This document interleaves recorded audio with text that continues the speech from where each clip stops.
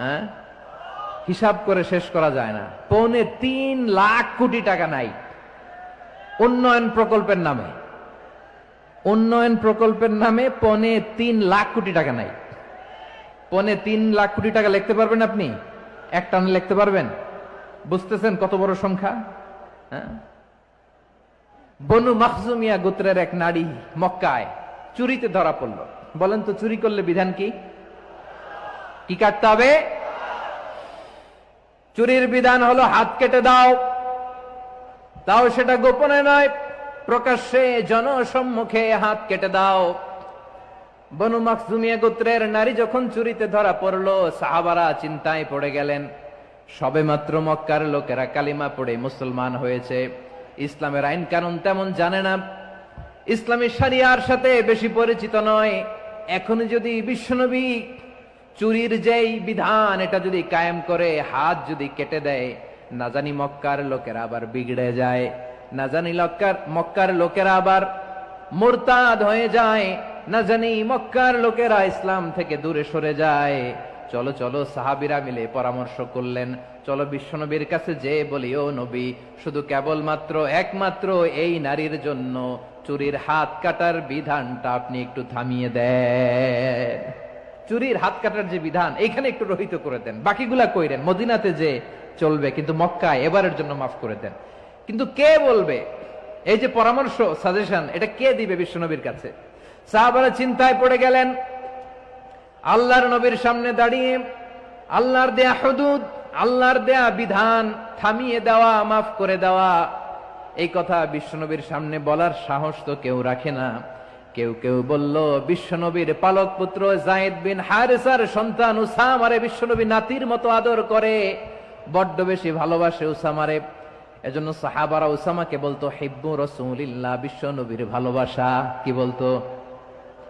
সাহাবীরা বললেন, বিশ্বনবীর ভালোবাসা হিব্বু রাসূলিল্লাহ, উসামারে পাঠাও। উসামারে বিশ্বনবী নাতির মতো স্নেহ করে, মায়া করে, ভালোবাসে। আমরা পারবো না, উসামা পারবে। সবাই মিলে ফুলিয়ে ফুসিয়ে ওসামাকে, ছোট্ট ওসামাকে রাজি করালো। ওসামা, এমন এমন কথা যে তুমি বিশ্বনবীর কাছে বলতে হবে, পারবা নাকি? ওসামা বলে, পারবো। সাইয়েদনা ওসামা রাদিয়াল্লাহু তাআলা আনহু তরুণ সাহাবী বিশ্বনবীর কাছে গেলেন, যে বললেন, নবী, বনু মাখজুমিয়া গোত্রের এক নারী চুরিতে ধরা পড়েছে, এবারের জন্য কি এই মহিলাটারে মাফ করে দিলে হয় না? এবারের জন্য একটু ক্ষমা করা যায় না নবী? বিশ্বনবী বলেন, আতাশফাউ ফি হাদ্দিম মিন হুদুদিল্লাহ, তোমার এত বড় সাহস উসামা, তুমি আল্লাহর হাদ, আল্লাহর দেয়া বিধান, এটার ব্যাপারে সুপারিশ করতে এসেছো?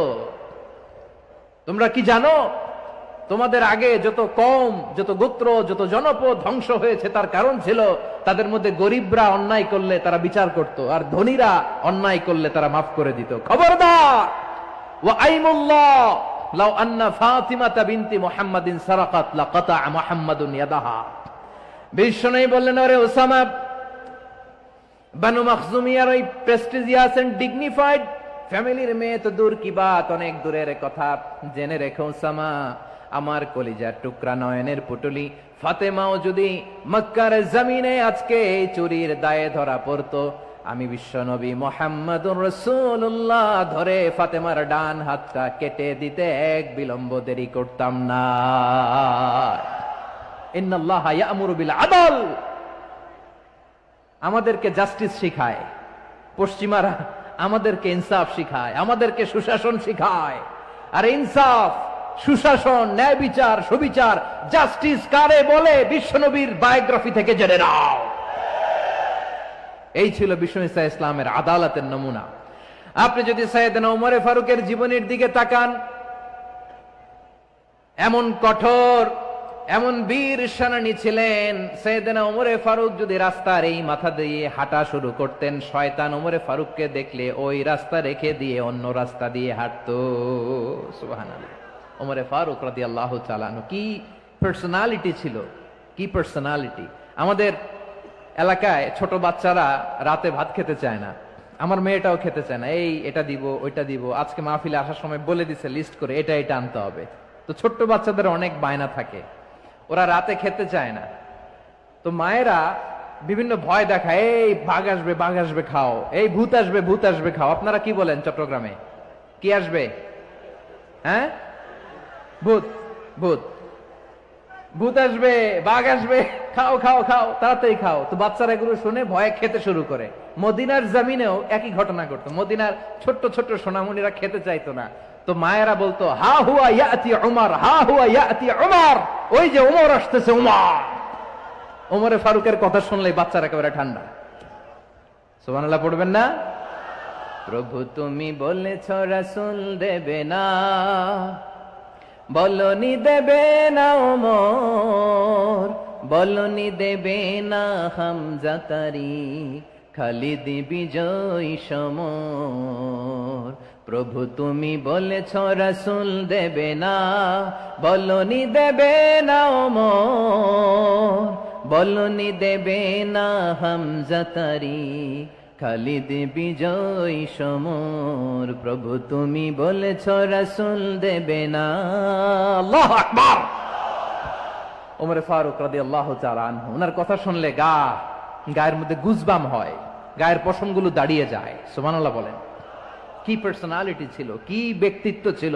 মুনাফিকরা ওমরে ফারুককে জমের মতো ভয় পেতেন। শয়তান, খুদ শয়তান এই রাস্তা দিয়ে আসলে শয়তান অন্য রাস্তা দিয়ে হাঁটতো। ওমরে ফারুক রাদিয়াল্লাহু তাআলা আনহুর জীবনে যদি দেখেন, তাহলে সেখানে আপনি আদালতের, ইনসাফের, সুশাসনের, জাস্টিসের নমুনা দেখতে পাবেন। কয়টা শুনবেন? সাইয়েদনা ওমরে ফারুকের রাদিয়াল্লাহু তাআলা আনহুর সন্তান আব্দুর রহমান মিশরে মদ খেয়ে মদ্যপ অবস্থায় ধরা পড়েছে। মদ খাওয়ার কারণে, মদ যদি কেউ পান করে আর যদি প্রমাণিত হয়, তার বিচার হলো 80 বেত। আওয়াজ করে বলেন কয় বেত? বাংলাদেশেও তো এই আইন আছে নাকি? বাংলাদেশে আছে? হ্যাঁ, মদ খাইলে 80 বেত, এই আইন বাংলাদেশে চালু হোক। আমরা চাই কি চাই না? চাই সবাই। এজন্যই তো ইসলাম ভাল লাগে না। ইসলামকে ভাল লাগে না। ইসলামকে আউট করে রাখতে পারলেই তো এরকম বড় বড় বোতল খাওয়া যায়। একেবারে সহজ, পানির মতো সহজ, হিসাব একেবারে সহজ। ওমরে ফারুক রাদিয়াল্লাহু তাআলা আনহুর ছেলে ভুল করে মদ পান করে ফেলেছিলেন। আব্দুর রহমান, ঘটনা ঘটেছে মিশরে। মিশরের গভর্নর তখন আমর ইবনুল আস রাদিয়াল্লাহু তাআলা আনহু। আব্দুর রহমানের ভাই যে গভর্নরকে বলল, গভর্নর যদি একটু দয়া করেন, খলিফার ছেলে আমার ভাই আব্দুর রহমান মদ্যপ অবস্থায় ধরা পড়েছে, জনসম্মুখে যদি আপনি বেত্রাঘাত করেন আমাদের প্রেস্টিজ থাকে না, যদি 80 বেত আপনি মারেন আমার কোনো কথা নাই, কিন্তু ঘরের ভেতরে মারেন।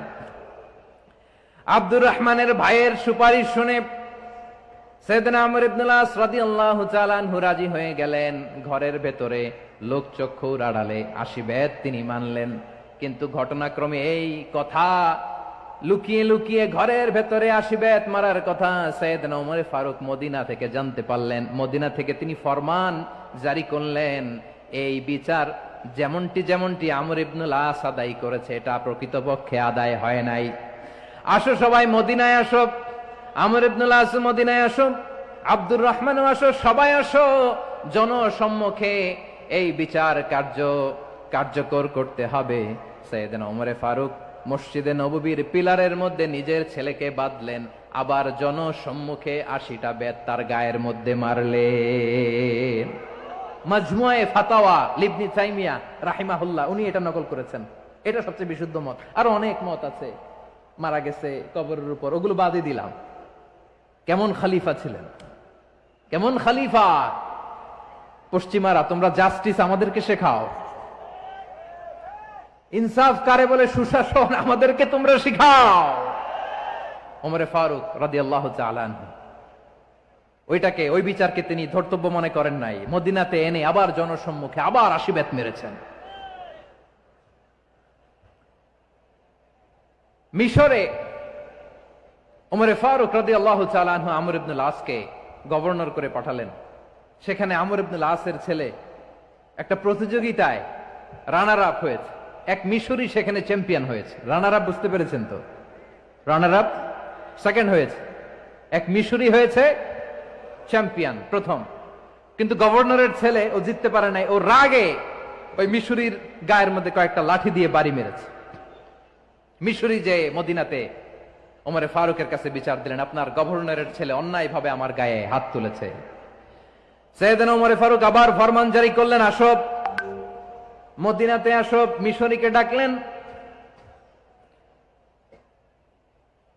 ওই মিশরের গভর্নর আমর ইবনুল আস রাদিয়াল্লাহু তাআলা আনহুকে ডাকলেন, তার ছেলেকেও ডাকলেন। সবাই বসে রইল। আমর ইবনুল আস রাদিয়াল্লাহু তাআলা আনহু মাথা নিচু করে বসে আছেন, লজ্জায় কাচুমাচু। হায় হায়, আজকে আমার ছেলের কারণে আমিরুল মুমিনিন খলিফাতুল মুসলিমিন ওমরে ফারুকের কাছে আমি জনসম্মুখে লজ্জিত হচ্ছি। সাইয়েদনা ওমরে ফারুক বললেন, এই নাও লাঠি। গভর্নরের ছেলে তোমার মাথার মধ্যে যতগুলো বাড়ি মেরেছে, আজকে জনসম্মুখে তুমি অতগুলা বাড়ি মারো। মিশরী বলে, থাক, আপনি যে ডেকে আনছেন সবার সামনে এটা বলছেন, এতেই আমি খুশি। আল্লাহু আকবার। আপনার মহানুভবতা দেখে আমি খুশি, আর অপমানের দরকার নাই। ওমরে ফারুক বলে, না, খবরদার, এই কথা মিশরী তুমি বলো না, মারো, যতগুলা বাড়ি মেরেছে মারো। বাধ্য হয়ে মিশরী আমর ইবনুল আসের সামনে ওনার কলিজার টুকরা সন্তানের মাথার মধ্যে বাড়ি মারতে আরম্ভ করলেন।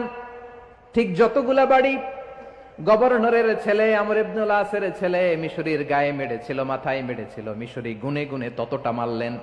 এই দৃশ্য দেখে ওমরে ফারুক রেগে মেগে আগুন, রাগের চোটে রাগ সামলাতে না পেরে, আর নিজেকে সামলাতে না পেরে মিশরীরে বললেন, ছেলেরে মারা শেষ হয়ে গেলে এবার বাবার টাক মাথার মধ্যে কয়েকটা বাড়ি মার। রাগের চোটে, আউট অফ অ্যাঙ্গার, রাগের চোটে, যে আমার পাঠানো গভর্নর আমর ইবনুল আস তার ছেলেকে কেন আদব তারবিয়া কেন শিক্ষা দিতে পারে না। ছেলেরে মারা হইলে এবার আমর ইবনুল আসের মাথার মধ্যে দুইটা মারো। এটা রাগে বলেছেন, এটা শাস্তি হিসেবে না। সুবহানাল্লাহ পড়ে। তোমরা আমাদেরকে সুশাসন শিখাও, আমাদেরকে সুশাসন শিখাও। বিশ্বনবী বলেন, আদল এটা যেন তেন বিষয় না, এটা দিয়েই মানবিক সমাজ গড়তে হবে। আল্লাহ তাআলা কিয়ামতের কঠিন ময়দানে, যেদিন স্বামী স্ত্রীকে চিনবে না, স্ত্রী স্বামীকে দেখে পালিয়ে যাবে, বন্ধু বন্ধুরে চিনবে না, পীর সাহেব মুরিদরে চিনবে না, মুরিদ পীর সাহেবরে চিনবে না, দলের কর্মী তার নেতারে চিনবে না, নেতা তার কর্মীরে চিনবে না, বন্ধু বন্ধুরে দেখে পালাবে। এই কঠিন মুহূর্তে সূর্যটা মাথার কাছে চলে আসবে, জমিনটা তামার জমিন হবে। আজকের জমিনের মতো নয়। মানুষ ঘর্মাক্ত, ক্লান্ত, শ্রান্ত মাথার মগজগুলো কানের ছিদ্র আর নাকের ছিদ্র দিয়ে বেয়ে বেয়ে পড়বে। বিশ্বনবী ফরমান, কিয়ামতের ওই কঠিন ময়দানে 7 শ্রেণীর ব্যক্তিকে রব্বুল আলামিন তার আরশের নিচে ছায়া দিবেন। তার মধ্যে প্রথম শ্রেণীর ব্যক্তি হলো ইমামুন আদিল। ইমামুন আদিল, ন্যায়পরায়ণ শাসক, যে ইনসাফের সাথে বিচার করে, যে জাস্টিস সমাজে সার্ভ করে, যে সুশাসন নিশ্চিত করে, ওই ইমামুন আদিল। আদিল শব্দটা বুঝছেন না? ইন্নাল্লাহা ইয়া'মুরু বিল আদল। পাইছেন? আদিল।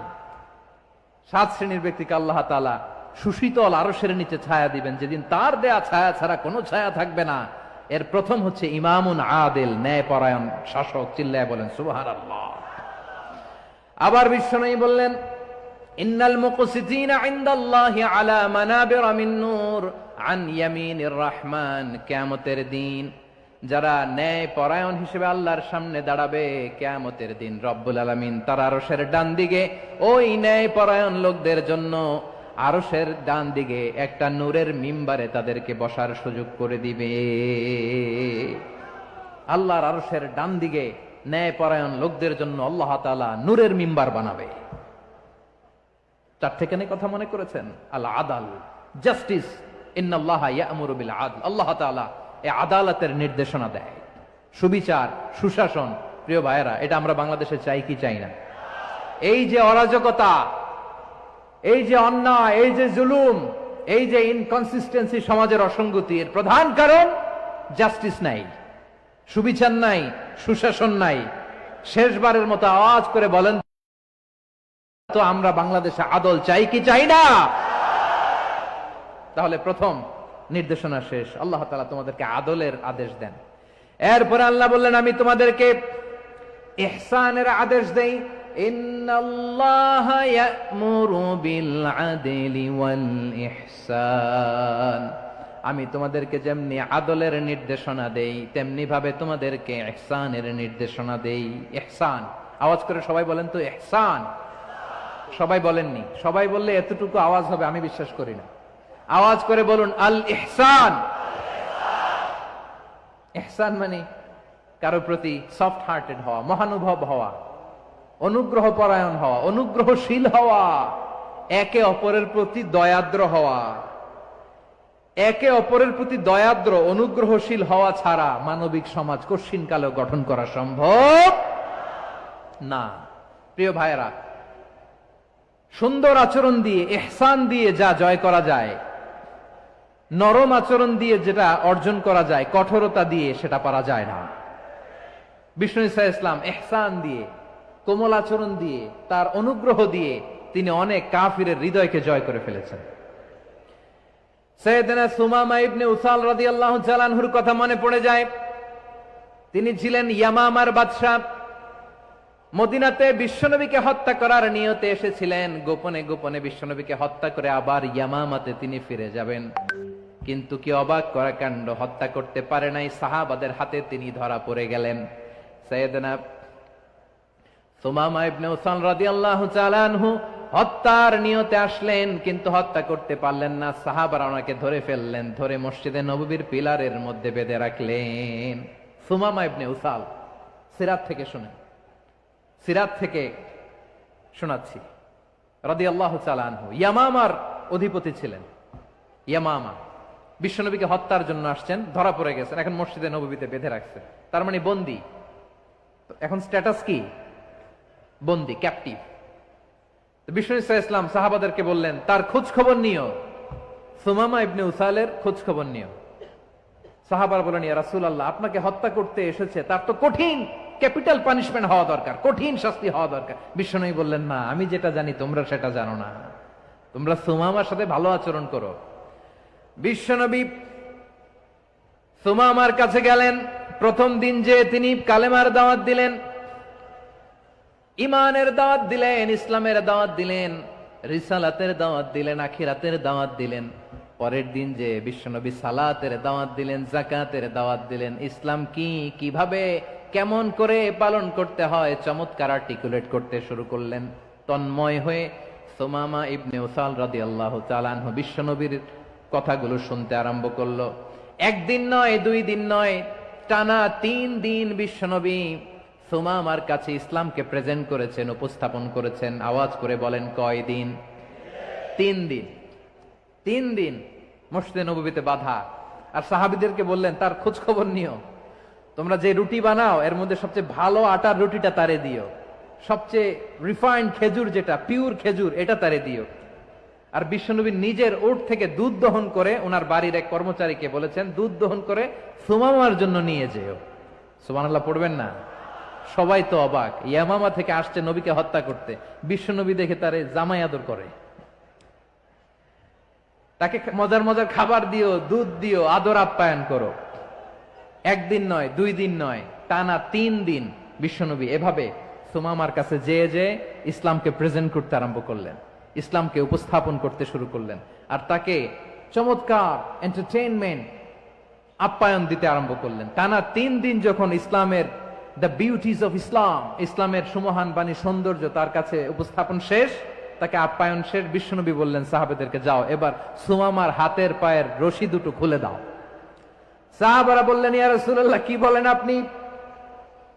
ও তো হত্যাকারী, সুযোগ পায় নাই, আপনারে মারতে পারে নাই, ছেড়ে দিলে আবার ও আপনার উপর তলোয়ার নিয়ে ঝাঁপিয়ে পড়বে। নবী, এই সিদ্ধান্ত আপনি নিতে যাবেন না। বিশ্বনবী বললেন যেটা বলেছি সেটা করো, সুমামার রশিগুলো ছেড়ে দাও, সুমামার হাতে পায়ের রশিগুলো যে তোমরা খুলে দাও।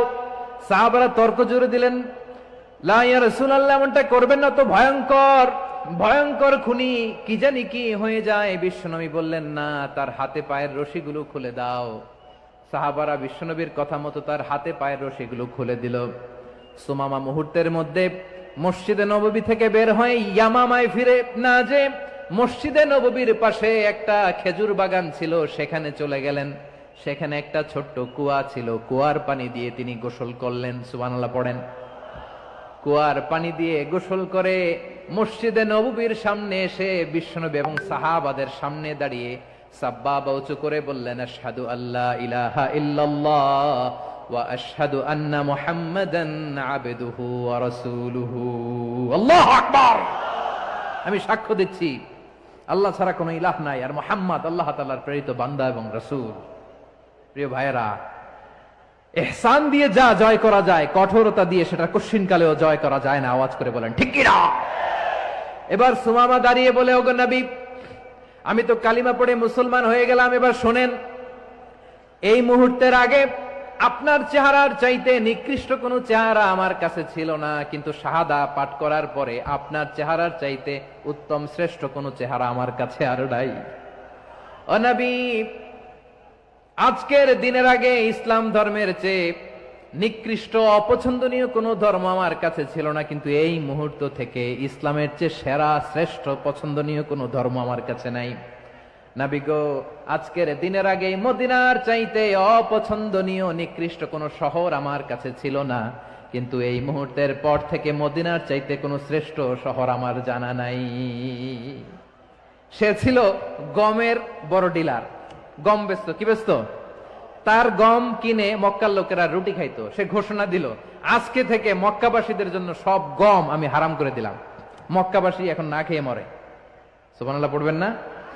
মক্কাবাসী বিশ্বনবীর কাছে আসলেন, এসে বললেন, মুহাম্মদ, আমরা তো তোমার ভাই, তোমার চাচা, তোমার ভাতিজা, তোমার আত্মীয়, তুমি সুমামারে বলো সে যেন আবার গমের সাপ্লাই মক্কার জন্য অনুমতি দিয়ে দেয়। বিশ্বনবীর অনুমতি ক্রমে সুমামা আবার মক্কাতে গম পাঠাতে শুরু করলো। পড়েন সুবহানাল্লাহ।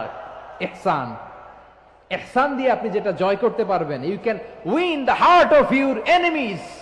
ইহসান দিয়ে আপনি আপনার শত্রুর হৃদয়কে জয় করতে পারবেন। আওয়াজ করে বলেন ঠিক কিনা? এজন্য আল্লাহ বললেন, ওয়া আনফিকু ফি সাবিলিল্লাহি ওয়া লা তুলকু বিআইদিকুম ইলাত তাহলুকা ওয়া আহসিনু ইন্নাল্লাহা ইউহিব্বুল মুহসিনিন।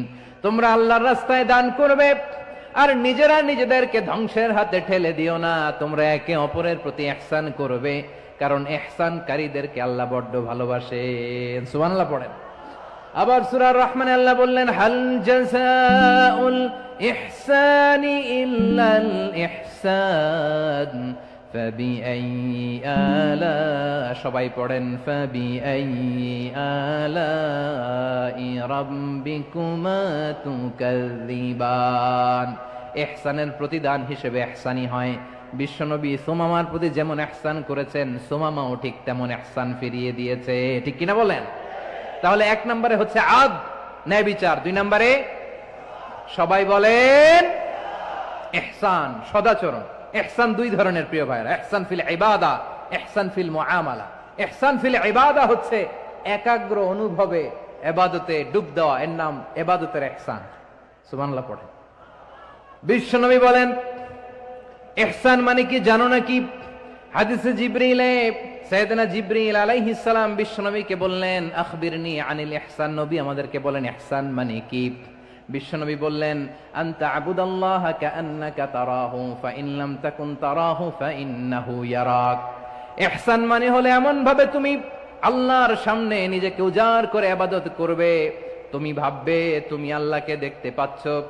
আর এটা যদি ভাবা তোমার জন্য কঠিন হয়ে যায়, অন্তত এতটুকু তুমি ভাববা যে আল্লাহ তোমাকে দেখতে পাচ্ছেন। ঠিক কিনা বলেন? ও আমার বীর চট্টলার ভাইয়েরা, কেউ যেটা দেখে না সেটা দেখে কে? এই বিশ্বাস হৃদয়ের মধ্যে আছে? নামাজে যখন দাঁড়ান এই ফিলিংসটা আনা যাবে? হ্যাঁ, এশার সালাত তো এখনো হয় নাই না? আলোচনা শেষে এশার সালাত এখানে অনুষ্ঠিত হবে, তাই না? আচ্ছা বলুন তো, আমরা এশার সালাত পর্যন্ত বেঁচে থাকবো এই গ্যারান্টি আছে কার কার? হাত তোলেন। কয়েকজন হাত তুলছে পেছনে, না বুঝে তুলে ফেলছে। এশা পর্যন্ত যে আমরা হায়াত পাবো কোনো গ্যারান্টি আছে? সবাই আওয়াজ করে বলেন গ্যারান্টি আছে? গ্যারান্টি নাই। এজন্য বিষ্ণু ইসলাম বলেছে এমন ভাবে নামাজে দাঁড়াও, ইবাদত করো, মনে করো হতে পারে এটাই আমার জীবনের শেষ নামাজ। পারফর্ম দ্য সালাহ as if this is your last and final prayer. এমন ভাবে সালাতে দাঁড়াও, ভাবো হতে পারে এটাই তোমার জীবনের শেষ নামাজ। এমন ভাবে নামাজে দাঁড়াও, ভাবো এটাই শেষ নামাজ। তাহলে নামাজে একাগ্রতা বাড়ায় দিবে কে? ফলে ইবাদতের ইহসান আমাদের অর্জিত হবে। আর মুআমালাতে ইহসান হলো, বিশ্বনবী বলেন, ইন্নাল্লাহা তাবারাকা ওয়া তাআলা কাতাবাল ইহসানা আলা কুল্লি শাই, ফাইযা কাতালতুম ফাআহসিনুল কিতলা ওয়া ইযা যাবাহতুম ফাআহসিনুয যাবহা ওয়ালিয়ুহিদ্দা আহাদুকুম শাফরাতাহু ওয়ালিয়ুরিহ যাবিহাতাহু। ইহসান দুই ধরনের, আওয়াজ করে বলতে হবে। কয় ধরনের? সবাই বলুন আওয়াজ করে, কয় ধরনের? একটা হচ্ছে ইহসান ফিল ইবাদা, ইবাদতে ইহসান। ইবাদতে ইহসান কি? একাগ্র অনুভব দিয়ে ইবাদত করা, মন প্রাণ দিয়ে ইবাদত করা। আর মুআমালাতে ইহসান কি? সব কাজে, দৈনন্দিন কাজে, কর্মে, সামাজিক অ্যাক্টিভিটিতে কোমলতা প্রদর্শন করা, অনুগ্রহের সাথে সবকিছু করা। আল্লাহ তাআলা ইন্নাল্লাহা তাবারাকা ওয়া তাআলা কাতাবাল ইহসানা আলা কুল্লি শাই, তিনি সব কিছুর ব্যাপারে ইহসানকে আবশ্যক করেছেন। সবকিছুতে মুমিনের সব কাজে ইহসানের পরশ থাকবে। ওয়া ইযা কাতালতুম ফাহসিনুল কিতলা, বিশ্বনবী বলেন, তুমি যখন কাউকে হত্যা করো ইহসানের সাথে করো। সুবহানাল্লাহ পড়বেন না? যখন হত্যা করো তখনও ইহসানের সাথে। আচ্ছা, হত্যা করবো আবার ইহসান আসবে করতে, করে তো মেরেই ফেলবো আমি। আল্লাহ, ও ভাই, একজন খুন করেছে, খুনি, রাষ্ট্রীয় আইনে তার শাস্তি হয়েছে ডেথ পেনাল্টি, মৃত্যুদণ্ড। এখন মৃত্যুদণ্ড দেখে আপনি যেমনি মন চায় তেমনি মারবেন লোকটারে? ওর নাক কেটে ফেলতে পারবেন? ওর কান কাটতে পারবেন? ওর চোখ উপড়ে ফেলতে পারবেন আপনি? যেমন মন চায় তার অঙ্গহানি করা যাবে না। ইহসানের সাথে তাকে হত্যা করো। সুবহানাল্লাহ, this is Islam, this is the true essence of Islam. ওয়া ইযা যাবাহতুম ফাহসিনুয যাবহা, যখন জবাই করবে তখনও ইহসানের সাথে জবাই করো। করব জবাই, ওইখানেও নাকি ইহসান। আচ্ছা, কুরবানির দিন আমরা পশুগুলোরে কি করি বলেন সবাই আওয়াজ করে? জবাই। জবাই মানে তো এটার মেরেই ফেলতেছি, একটু পরে তো টুকরো টুকরো করে গোশতগুলো খাবো, এটা তো খাবো, এটা তো মেরেই ফেলবে। বিষ্ণু বলে না, জবাইয়ের মধ্যেও, মুমিনের জবাইয়ের ভেতরেও ইহসানের পরশ থাকা চাই। যখন জবাই করবে প্রাণীটাকে হাত পা টাইট করে বেঁধে নাও, ছুরিটাকে শার্পেন করে নাও, ধারালো করে নাও, যাতে অল্প সময়ে জবাইটা হয়ে যায়, প্রাণীটা যাতে কম কষ্ট পায়। সুবহানাল্লাহ পড়ে। দিস ইজ কল্ড ইহসান। ইহসান, আল্লাহ তাআলা যেমনি আদলের আদেশ করেছেন, ন্যায় বিচার, জাস্টিস এনশিওর করতে বলেছেন, সমাজে ইহসানের ব্যবহার, ইহসানের অনুশীলন তিনি করতে বলেছেন। এজন্য মুমিনের প্রতিটি কাজে, আমার চট্টগ্রামের ভাইয়েরা আমার দিকে তাকান, খেয়াল করে শুনুন, মুমিন জীবনের প্রতিটি কাজে ইহসানের পরশ থাকা চাই।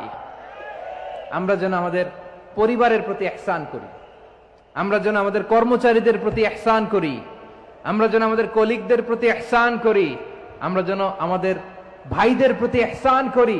মুমিন জীবনের প্রতি কাজে ইহসানের পরশ থাকার দরকার আছে না নাই? কথা বুঝতে পেরেছেন? তাহলে আল্লাহ তাআলার তিনটা আদেশ ছিল, কয়টা গেল? ভুলে গেছে, ভুলে গেছে চট্টগ্রাম। তিনটা আদেশের মধ্যে কয়টা বললাম? প্রথমে কি ছিল? আদল। 2 নম্বরে, 3 নম্বরে রব্বুল আলামিন বললেন, ওয়া ইতাইযিল কুরবা, নিকটাত্মীয়দেরকে দান করো। নিকট আত্মীয়দেরকে দাও, যারা তোমাদের ব্লাড কানেকশনের আত্মীয় তাদেরকে তোমরা দাও। এখানে জেনারেলি বললেন দাও, কি দিব সেটা তিনি এখানে বলেন নাই, সেটা তিনি সূরাতুল ইসরার মধ্যে বলেছেন। আল্লাহ বলেন, ওয়া আতিযাল কুরবা হাক্কাহ, নিকট আত্মীয়দেরকে তাদের অধিকার, তাদের প্রাপ্য তোমরা বুঝিয়ে দাও। দেখেন, একটা শান্তির সমাজ, একটা সমৃদ্ধ সমাজ, একটা মানবিক সমাজ গঠনের জন্য আল্লাহ তাআলা বেশি না, মাত্র 3টা অর্ডার, 3টা ভার্ডিক্ট তিনি জারি করেছেন। 1 নাম্বার সুশাসন, ন্যায় বিচার। 2 নাম্বার ইহসান। 3 নাম্বার নিকটাত্মীয়, যারা কাছের, তোমার ভেরি ক্লোজ রিলেশনশিপে আছে, তাদেরকে দাও। দাও, দিলে বাড়িয়ে দেয় কে? অনেকে দিতে চায় না, কৃপণতা করে। দিলে বাড়ায় দেয় কে? ও মিয়া, মদিনার মধ্যে সবচাইতে গরিব সাহাবী ছিল বেলাল রাদিয়াল্লাহু তাআলা আনহু। ওনার এন্টায়ার অ্যাসেট, সম্পদের পরিমাণ কতদূর জানেন? একটা লুঙ্গি। বেলাল রাদিয়াল্লাহু তাআলা আনহু, ওনার টোটাল ওয়েলথের এস্টিমেশন হচ্ছে মাত্র একটা লুঙ্গি। একটা লুঙ্গি, টোটাল ওয়েলথ এস্টিমেশন টোটাল সম্পদের পরিমাণ বেলাল রাদিয়াল্লাহু তাআলা আনহুর কি ছিল? কথা বোঝে নাই বোধহয়, কি ছিল? ওই বেলাল রাদিয়াল্লাহু তাআলা আনহুকে বিষ্ণু ইসলাম বলেছেন, আনফিক ইয়া বেলাল, ও বেলাল তুমিও দাও। ওয়ালা তাখশা মিন যিল আরশি ইখলালা, আরশের অধিপতির তো কোনো ঘাটতি নাই, তুমি দিলে ওই আল্লাহ তোমারে বাড়ায় দিবে।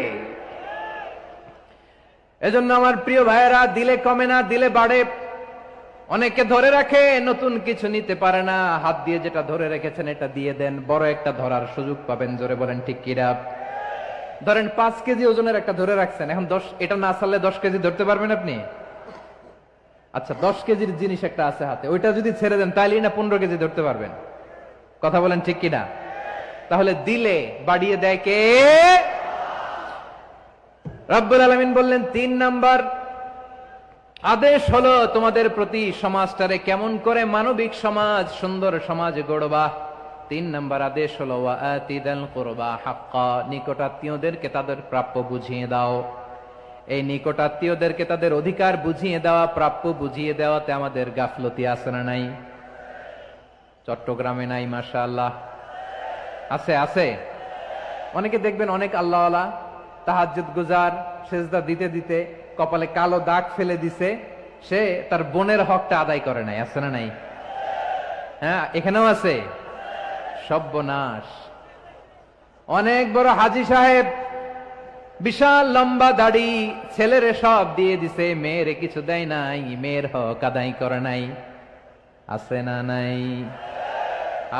এই হাজী সাহেবেরা, এই আল্লাহওয়ালারা কিয়ামতের ময়দানে আটকে যাবে। আপনি অন্যের অধিকার নষ্ট করেছেন, তাদের রাইটস কে ভায়োলেট করেছেন।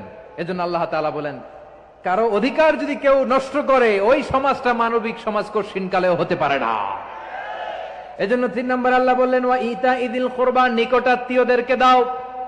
কি দিবা? তাদের অধিকার দিয়ে দাও।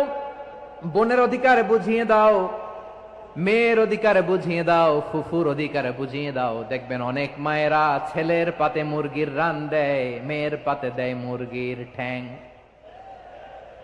এরকম আছে না নাই? ছেলেরা কি দেয়? মুরগির। মেয়ের পাতে কি দেয়? তো মেয়ের কি মুরগির রান খেতে মনে চায় না? মনে চায় না?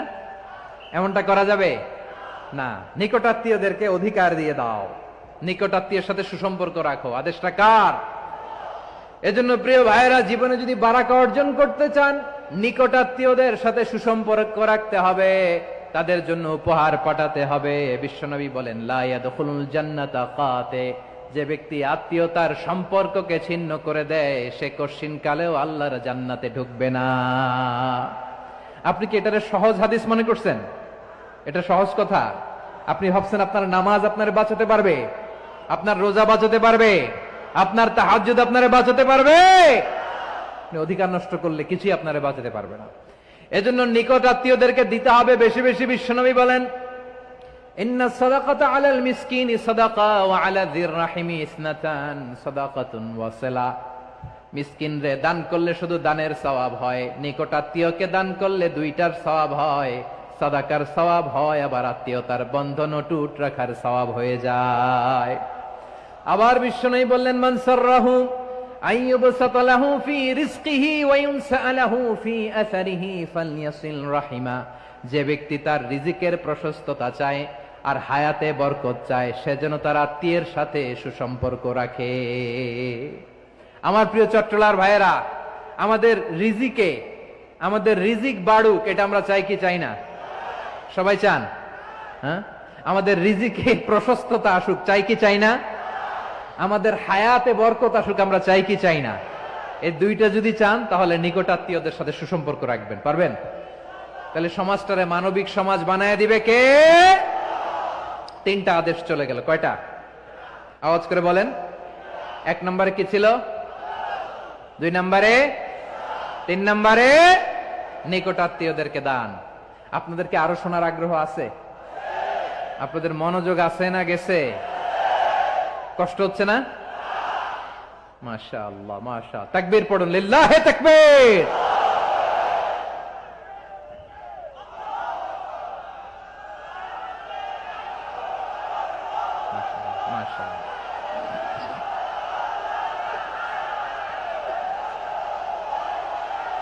আমার প্রিয় ভাইয়েরা, আল্লাহ তাআলা তিনটা জিনিসের যেমনি আদেশ করেছেন, অনুরূপ ভাবে তিনটা বিষয় তিনি বারণ করেছেন, নিষেধ করেছেন। ওগুলোর কাছেও যাওয়া যাবে।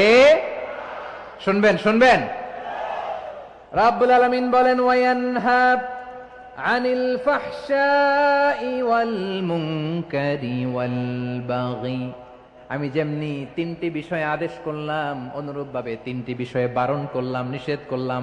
আমার 1 নাম্বার নিষেধাজ্ঞা হলো অশ্লীলতার প্রতি। ফাহশা, ওয়ায়ানহা আনিল ফাহশা, আল্লাহ তাআলা অশ্লীলতাকে নিষেধ করেছেন। কোন জিনিসকে? সবাই বলুন, কোন জিনিসকে?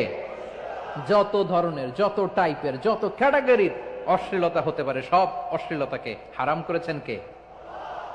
ফাহশা মানে কি? কথায়, কাজে, আচরণে, কমেন্ট, ফেসবুকের কমেন্টসে যত ধরনের নোংরামো আছে, যত ধরনের অশ্লীলতা আছে, এটাকে আরবিতে বলে ফাহশা। এটাকে কি বলে? রাব্বুল আলামিন বলেন, কুল ইন্নামা হারামা রাব্বিয়াল ফাওয়াহিশা মা যাহারা মিনহা ওয়া মা বাতান। ও নবী, আপনি বলে দেন, আমার রব প্রকাশ্য, অপ্রকাশ্য, স্পষ্ট কিংবা অস্পষ্ট, দৃশ্যমান কিংবা অদৃশ্যমান সব অশ্লীলতাকে হারাম করেছেন। সব ধরনের অশ্লীলতা হারাম, সব ধরনের।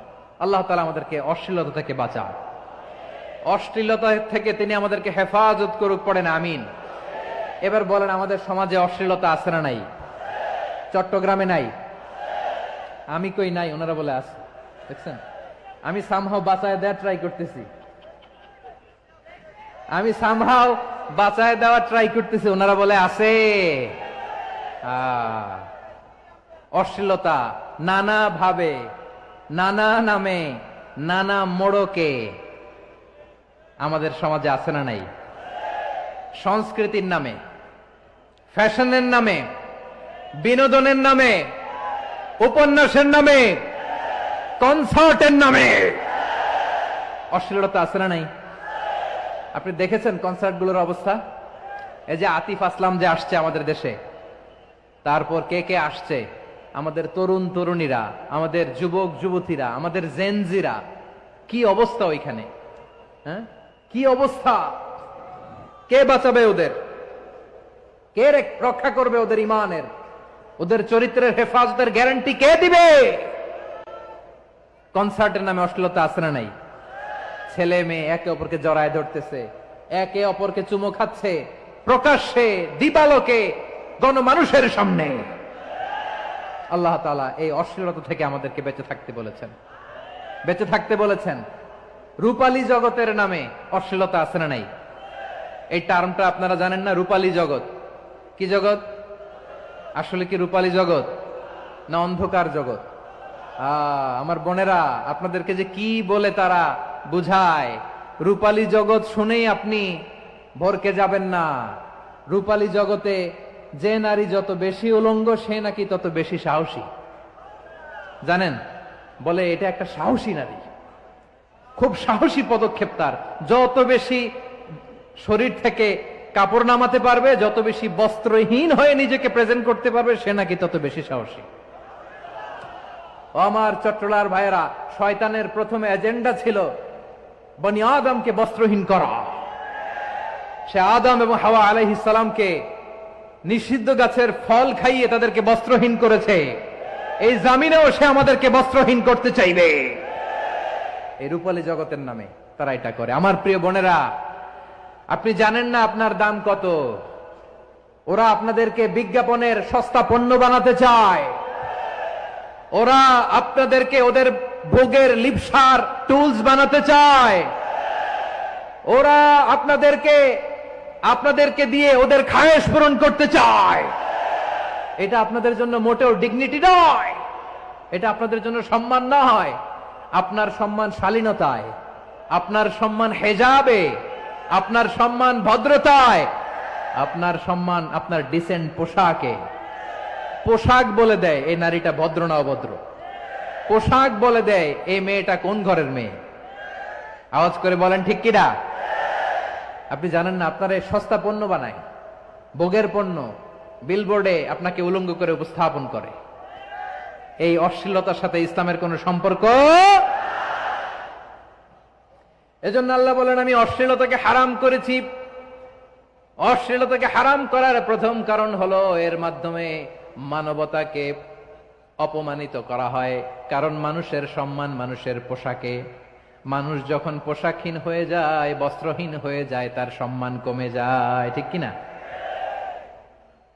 অশ্লীলতাকে হারাম করার প্রথম কারণ হচ্ছে মানুষ মানুষকে অপমান করে। একটা নারী, সে তো সম্মানিত, নারী যে কত সম্মানিত নারীর এটা বুঝেই নাই। বিশ্বনবী বলেন, আর দুনিয়া কুল্লুহা মাতা ওয়া খায়রু মাতা'আদ দুনিয়া আল মারআতুস সালিহা। আমার বোনেরা, 5টা প্যান্ডেলে আপনারা এলইডিতে আমার আলোচনা শুনছেন, আমি জানি। আপনাদের এই গর্ভ যে কত দামি আপনি জানেন না। আপনার পেট থেকেই আসবে আগামী দিনের সালাহুদ্দিন আল আইয়ুবী। আপনার পেট থেকেই আসবে অনাগত দিনের ইমাম মাহদী আল মুনতাযর। আপনার পেট থেকেই আসবে অনাগত দিনের ফয়সাল, ওয়াসিম, মুগ্ধ, আবু সাইদের মতো বীর যোদ্ধা।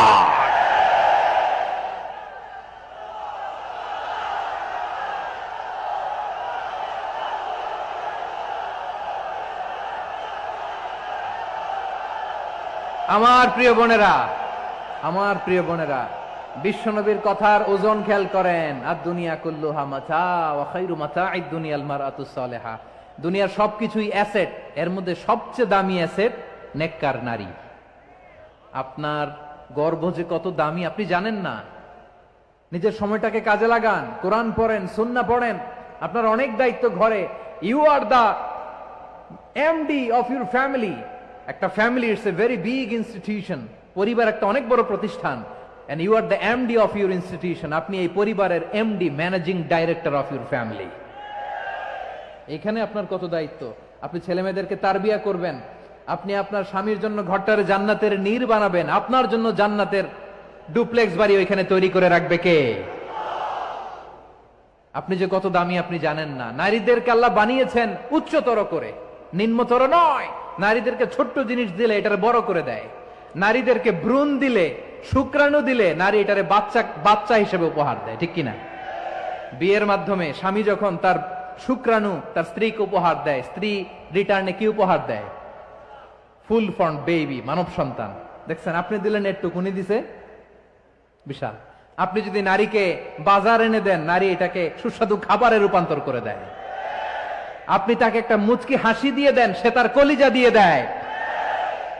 কিন্তু যদি আপনি তার মনে কষ্ট দেন, সে আপনার জীবনকে জাহান্নাম বানায়া দেয়। খবর আছে, নারীর মন বুঝতে পারলে নেয়ামত, বুঝতে না পারলে কিয়ামত, ঠিক কিনা বলেন? আমার প্রিয় বোনেরা, আপনি যে কত দামি আপনি জানেন না। জানেন না আপনি কত দামি, অনেক দামি আপনি। আপনাদেরকে যেন ভোগের সস্তা পণ্য বানাতে না পারে, আপনাদেরকে সচেতন থাকতে হবে, সজাগ থাকতে হবে, কনসার্ন থাকতে হবে। শয়তানের ওই হাতছানির দিকে আর নজর দেওয়া যাবে না। তাহলে কেন আল্লাহ তাআলা এই ফাহশা, অশ্লীলতাকে হারাম করলেন? 1 নাম্বার, এতে হিউম্যান ডিগনিটি কমে। 2 নাম্বার, এতে মানুষের অধিকার নষ্ট হয়। আপনি বিয়ে করেছেন, এরে পরকিয়া করেন, ওর সাথে এরকম আছে না নাই? স্ত্রীর অধিকার নষ্ট করেছেন। আপনি বিবাহ সম্পর্কে আবদ্ধ হয়েছেন তার সাথে, আপনি পরকিয়া করেন ওই ছেলের সাথে, আপনি আপনার হাজবেন্ডের সাথে বিট্রে করেছেন। এজন্য আল্লাহ অশ্লীলতাকে হারাম করেছে। অশ্লীলতাকে হারাম করার আরেকটা কারণ হচ্ছে আল্লাহ তাআলা এই হিউম্যান জেনারেশনকে, এটাকে প্রিজার্ভ করতে চায়।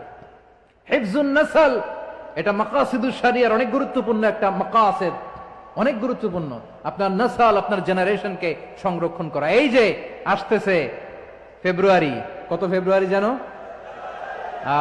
এটা কি বিশ্ব ভালোবাসা দিবস? হ্যাঁ, কি দিবস? এই বিশ্ব ভালোবাসা দিবসের সাথে মুসলমানদের কোনো সম্পর্ক নাই। আমার প্রিয় ভাইরা, এই যে আপনি অবৈধ সম্পর্কে জড়ালেন, কেন আল্লাহ অশ্লীলতাকে হারাম করেছে দেখেন। বলতেছিলাম যে এটা আপনার নাসল, আপনার জেনারেশন, আপনার লিনিয়েজ, আপনার বংশকে প্রিজার্ভ করা। কে কার বাবা, কে কার মা, বাবা মা জানা, প্রজন্মকে প্রিজার্ভ করা, এটা ইসলাম ওয়াজিব করে দিয়েছে। এই যে অবৈধ সম্পর্কের কারণে, বিশ্ব বেহায়া দিবসের কারণে, এগুলোর আউটকাম, আউটপুট হিসেবে মাঝে মাঝে ঢাকা মেডিকেলের ডাস্টবিনে নবজাতকের বাচ্চার কান্নার আওয়াজ শুনতে পাওয়া যায়। চট্টগ্রাম মেডিকেলের ডাস্টবিনে নবজাতকের কান্না শুনতে পাওয়া যায়। বীর চট্টলার মুসলমানেরা বুঝতে পারলে আওয়াজ করে বলেন, এই যে চট্টগ্রাম মেডিকেলে যে নবজাতকটা পাওয়া গেল, ওর বাবাকে আমাকে বলেন, ওর বাবাকে, ওর মাকে, ও কোন ফ্যামিলির সন্তান কেউ জানে? আপনি হিউম্যান ডিগনিটিকে অপমান করেছেন না? আপনি তার ভবিষ্যৎকে অন্ধকার করেছেন না? আপনি তার লিনিয়েজকে প্রশ্নবিদ্ধ করে দিয়েছেন না? এই জন্য আল্লাহ তাআলা অশ্লীলতাকে আমাদের জন্য হারাম করে দিয়েছেন। পড়েন সুবহানাল্লাহ। এই জন্য রব্বুল আলামিন বলেন, কুল ইন্নামা حرم ربي الفواحش ما ظهر منها وما بطن। প্রকাশ্য অপ্রকাশ্য সব অশ্লীলতাকে হারাম ঘোষণা করে দিয়েছে কে? আবার দুনিয়ার বুকে যারা অশ্লীলতার প্রসার করে তাদের জন্য শাস্তি মজুদ রেখেছে কে? রব্বুল আলামিন বলেন, ইন্নাল্লাযীনা ইউহিব্বুনা আন তাশিআল ফাহিশাতু ফিল্লাযীনা আমানু লাহুম আযাবুন আলীমুন ফিদ দুনিয়া ওয়াল আখিরাতি ওয়াল্লাহু ইয়ালামু ওয়া আনতুম লা তা'লামুন। নিশ্চয়ই যারা বিশ্বাসীদের মাঝে অশ্লীলতার প্রচার প্রসার করতে চায় তাদের জন্য আমি মর্মন্তুদ শাস্তি প্রস্তুত করে রেখেছি, দুনিয়াতেও রেখেছি, আখিরাতেও রেখেছি। ঘোষণাটা কার? যারা এই নাটকের নামে, সিনেমার নামে, রূপালী জগতের নামে, মুভির নামে, ওটিটি প্ল্যাটফর্মের নামে আমার সমাজে অশ্লীলতা ছড়াতে চায় তাদের জন্য কঠিন মর্মন্তুদ শাস্তি মজুদ রেখে দিয়েছে কে? ও আমার বোনেরা, এখনো আপনি জাগবেন না? এখনো আপনার চিন্তার দুয়ারে এখনো নাড়া পড়ে নাই? ওরা আপনাকে উলঙ্গ বানাতে চায়, ওরা আপনাকে আইটেম গার্ল বানাতে চায়। এজন্য ইসলাম অশ্লীলতাকে হারাম করেছে। হারাম। ইসলাম বলেছে যোজন যোজন দূরে থাকো, ওরা বলে না কাছে আসো, কাছে আসার গল্প, ক্লোজ আপ ওয়ান, কাছে আসার গল্প আছে না নাই? চট্টগ্রামে তো এগুলো নাই মাশাআল্লাহ। হ্যাঁ, এখানেও আছে ক্লোজ আপ ওয়ান, কাছে আসার গল্প। আল্লাহ বলেন ওয়ালা তাকরাবুজ জিনা, কাছেও এসো না, জিনা থেকে যোজন যোজন কিলো দূরে থাকো, ওরা বলে কাছে আসার গল্প।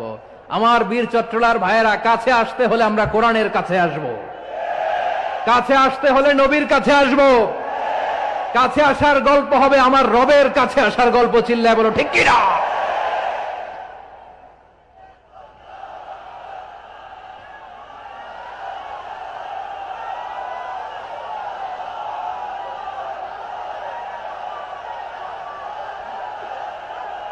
বসুন বসুন আমার ভাইয়েরা।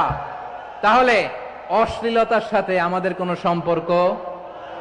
সবাই বলতে পারেননি, আওয়াজ করে বলুন, অশ্লীলতার সাথে আমাদের কোনো সম্পর্ক? আমরা এই সমস্ত ক্লোজ আপ ওয়ান, কাছে আসার গল্পের প্রোগ্রামে যাব? আমরা কোন ধরনের অশ্লীল কন্টেন্ট সোশ্যাল মিডিয়ায়, টিভিতে দেখব? কি যুগ যে আমরা কাটাচ্ছি আপনি কল্পনা করতে পারবেন না। পর্ন ইন্ডাস্ট্রি, নারী পুরুষের বস্ত্রহীন যুগল দৃশ্য, এটাকে দিয়ে ওরা কোটি ডলারের ইন্ডাস্ট্রি বানিয়েছে। পুরো মানব ইতিহাসে এরকম জঘন্য সময় মানব ইতিহাস পার করে নাই। পর্ন এটা ইন্ডাস্ট্রি হয়ে গেছে। আমাদের এই যুবকগুলো, জেনজিগুলো, ওদের চরিত্র বাঁচাবে কি করে? কেমন করে হেফাজত করবে ওদের এই মূল্যবান চরিত্র? আমার প্রিয় ভাইরা, এই অশ্লীলতার দ্য লেটেস্ট ভার্সন হচ্ছে LGBTQ, শরীফ থেকে শরীফা। শুনছেন আপনারা? দেখতে পুরুষ, আসলেই পুরুষ, সুস্থ একজন পুরুষ, 4 সন্তানের বাবা, বলে আমি মনে মনে নারী। দেখতে নারী, সুস্থ নারী, আসলেই সে দিব্যি একজন নারী, বলে আমি মনে মনে পুরুষ। সবচেয়ে ভয়ঙ্কর অশ্লীলতার সবচাইতে লেটেস্ট ভার্সন হচ্ছে এই ট্রান্সজেন্ডারিজম। সুস্থ পুরুষ তার বায়োলজিক্যাল গ্রোথকে হরমোন দিয়ে স্টপ করে দিয়ে সে সার্জারি করে নারী হতে চায়, সুস্থ নারী পুরুষ হতে চায়। পুরুষ পুরুষের প্রতি সেক্সুয়ালি আকর্ষণ বোধ করে। এটা লূত আলাইহিস সালামের কওমের মধ্যে ছিল। এটাকেও আল্লাহ কোরআনে ফাহিশা বলেছেন। ওয়ালুতান ইয قال لقومه أتأتون الفاحشة ما سبقكم بها من أحد من العالمين।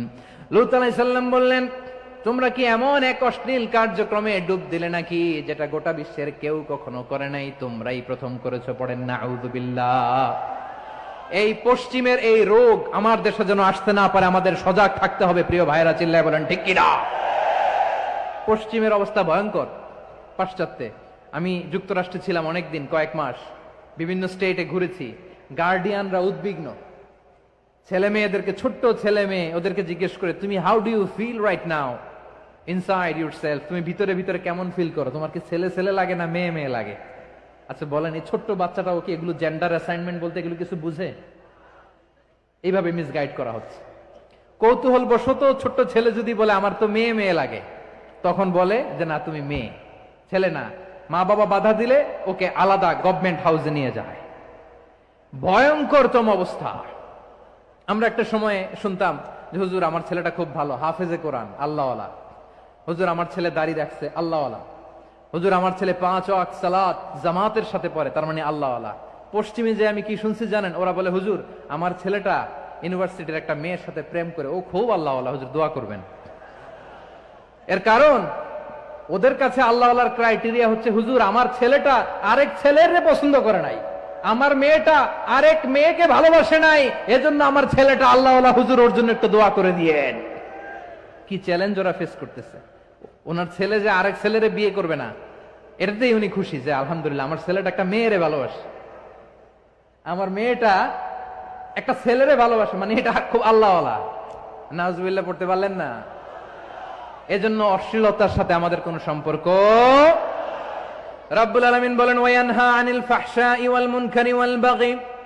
তিনটা জিনিসকে আমি নিষিদ্ধ করলাম। এক নাম্বার হলো ফাহশা, অশ্লীলতা। 2 নম্বরে হলো মুনকার, সমস্ত মন্দ কাজ। আপনাদের মনোযোগ আছে না? শেষ করে দিব? আর 2-1 মিনিট শুনবেন? আচ্ছা বলি তাহলে, আর 2-1 মিনিট।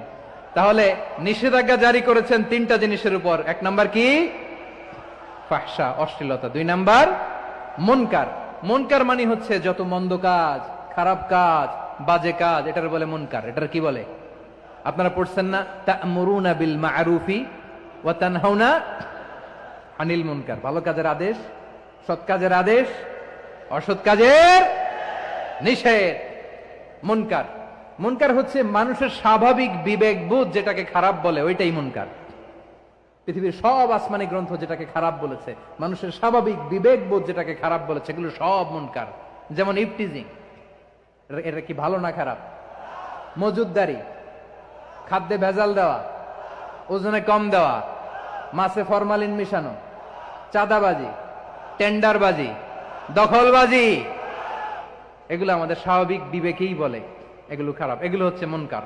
আল্লাহ তাআলা এই মুনকার থেকে আমাদেরকে বেঁচে থাকতে বলেন, আর শয়তান এই মুনকারের প্রতি আমাদেরকে উদ্বুদ্ধ করে।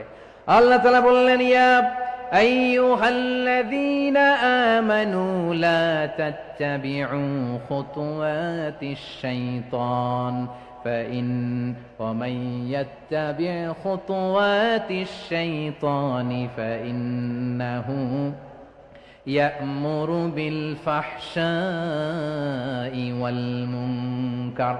আল্লাহ বললেন আমার গোলামেরা শোনো শোনো, ও আমার বিশ্বাসী বান্দারা খবরদার, তোমরা কশিনকালেও শয়তানের পদাঙ্ক অনুসরণ করবে না, কারণ শয়তান তোমাদেরকে অশ্লীলতা এবং মন্দ কাজের দিকে উদ্বুদ্ধ করে। আমাদের কাজ হচ্ছে শয়তান আমাদেরকে যেদিকে নিতে চায় আমরা তার উল্টা দিকে যাব, ঠিক কিনা বলে? শয়তান এই মন্দ কাজকে আমাদের কাছে বিউটিফাই করে, চাকচিক্যময় করে আমাদের সামনে উপস্থাপন করে। এজন্য আল্লাহ বলেন মুনকারকে থামাতে হবে, মুনকার প্রতিরোধ করতে হবে। মুনকার প্রতিরোধের দায়িত্ব শুধু আমাদের নাকি? শুধু আপনার খতিব সাহেবের, ইমাম সাহেবের, নাকি মুসলিম উম্মার সবার? আওয়াজ করে বলুন, মুনকার অসৎ কাজ প্রতিরোধের দায়িত্ব কার? রাব্বুল আলামিন বলেন কুনতুম خير أمة أخرجت للناس تأمرون بالمعروف وتنهون عن المنكر তোমাদেরকে শ্রেষ্ঠ জাতি করে জমিনের মধ্যে আবির্ভূত করা হয়েছে যাতে করে তোমরা জমিনের ভেতরে সৎ কাজের আদেশ করতে পারো আর অসৎ কাজের নিষেধ করতে পারো। উম্মাহ কুনতুম খায়রা, তাহলে গোটা উম্মার দায়িত্ব, এটা বুঝতে পারছেন তো? আচ্ছা, আরো নিচে আসেন। এরপরে আল্লাহ বললেন শুধু উম্মাহ না, এই জমিনের রাজত্ব আমি যাদের হাতে দেই, এই জমিনের মালিক আমি যাদেরকে বানিয়ে দেই, যাদেরকে আমি সরকারের দায়িত্ব দেই, তাদেরকেও মুনকার প্রতিরোধের দায়িত্ব দিয়েছে কে? আল্লাহ বলেন যারা ক্ষমতার মসনদে বসেছে তাদেরকে 4 দফা কর্মসূচি আমি আল্লাহ দিলাম। আওয়াজ করে বলেন কয় দফা? আল্লাহ বলেন আল্লাযীনা ইম্মাক্কান্নাহুম ফিল আরদি আকামুস সালাতা ওয়া আতাউয যাকাতা ওয়া আমারু বিল মা'রুফি ওয়া নাহাউ আনিল মুনকার ওয়ালিল্লাহি আকিবাতুল উমুর। যারা এই জমিনের উত্তরাধিকার হয়েছে তারা 4 দফা কর্মসূচি নিয়ে সামনে আগাবা। সালাত কায়েম করবা, যাকাত আদায় করবা, সৎ কাজের আদেশ দিবা, অসৎ কাজ থেকে মুনকার প্রতিরোধ করবা। আদেশটা কার? আমার প্রিয় চট্টলার ভাইরা, পুরো উম্মার দায়িত্ব মুনকার প্রতিরোধ করা, সরকার প্রধানের দায়িত্ব মুনকার প্রতিরোধ করা। এরপর আল্লাহ বলেন প্রতিটা ফ্যামিলির যিনি প্রধান সিইও বাবা, প্রত্যেক বাবারও দায়িত্ব এই মুনকার প্রতিরোধ করা। আওয়াজ করে বলেন ঠিক কিনা? যেমনটি সাইয়েদনা লুকমান আলাইহিস সালাম ওনার কলিজার টুকরা সন্তানকে আদেশ করেছেন, ইয়া বুনাইয়া আকিমিস সালাতা ওয়া'মুর বিল মা'রুফি ওয়ানহা আনিল মুনকার। পড়েন সুবহানাল্লাহ। বাবা ছেলেকে সবক দিচ্ছে। কে সবক দিচ্ছে? কাকে? লুকমান আলাইহিস সালাম ছেলেকে বলতেছে, ওরে আমার কলিজার টুকরা সন্তান, ওরে আমার বাছা, নামাজ কায়েম করবা, সৎ কাজের আদেশ দিবা, আর মুনকার প্রতিরোধ করবা, অসৎ কাজ, সমাজ থেকে খারাপ কাজকে ঝেঁটে বিদায় করে দিবা। তাহলে দেখেন আমি স্টেপ বাই স্টেপ নামলাম। পুরা উম্মার দায়িত্ব, জমিনের উত্তরাধিকারী আল্লাহ যাদেরকে বানিয়েছেন সরকার, তাদের দায়িত্ব, প্রতিটি ফ্যামিলির প্রধানের দায়িত্ব। এরপরে বিশ্বনবী বলেন সচেতন প্রতিটি মুসলিমের দায়িত্ব সমাজ থেকে মুনকারকে উৎখাত করা। বিশ্বনবী বলেছেন মান রাআ মিনকুম মুনকারান ফালিয়ুগাইয়িরহু বিয়াদিহি فإن لم يستطع فبلسانه وإن لم يستطع فبقلبه وذلك أضعف الإيمان। সমাজে যে মুনকার দেখবে, খারাপ কাজ দেখবে, সে যেন হাত দিয়ে সেটাকে থামায়। কি দিয়ে? আপনাদের তো হাত নাই না? হাত আছে, হাত আছে। ওরা যেই হাত দিয়ে অন্যায় করে ওটা প্রতিরোধের জন্য আমাদেরও হাত আছে না নাই? থামাতে হবে, থামাতে হবে।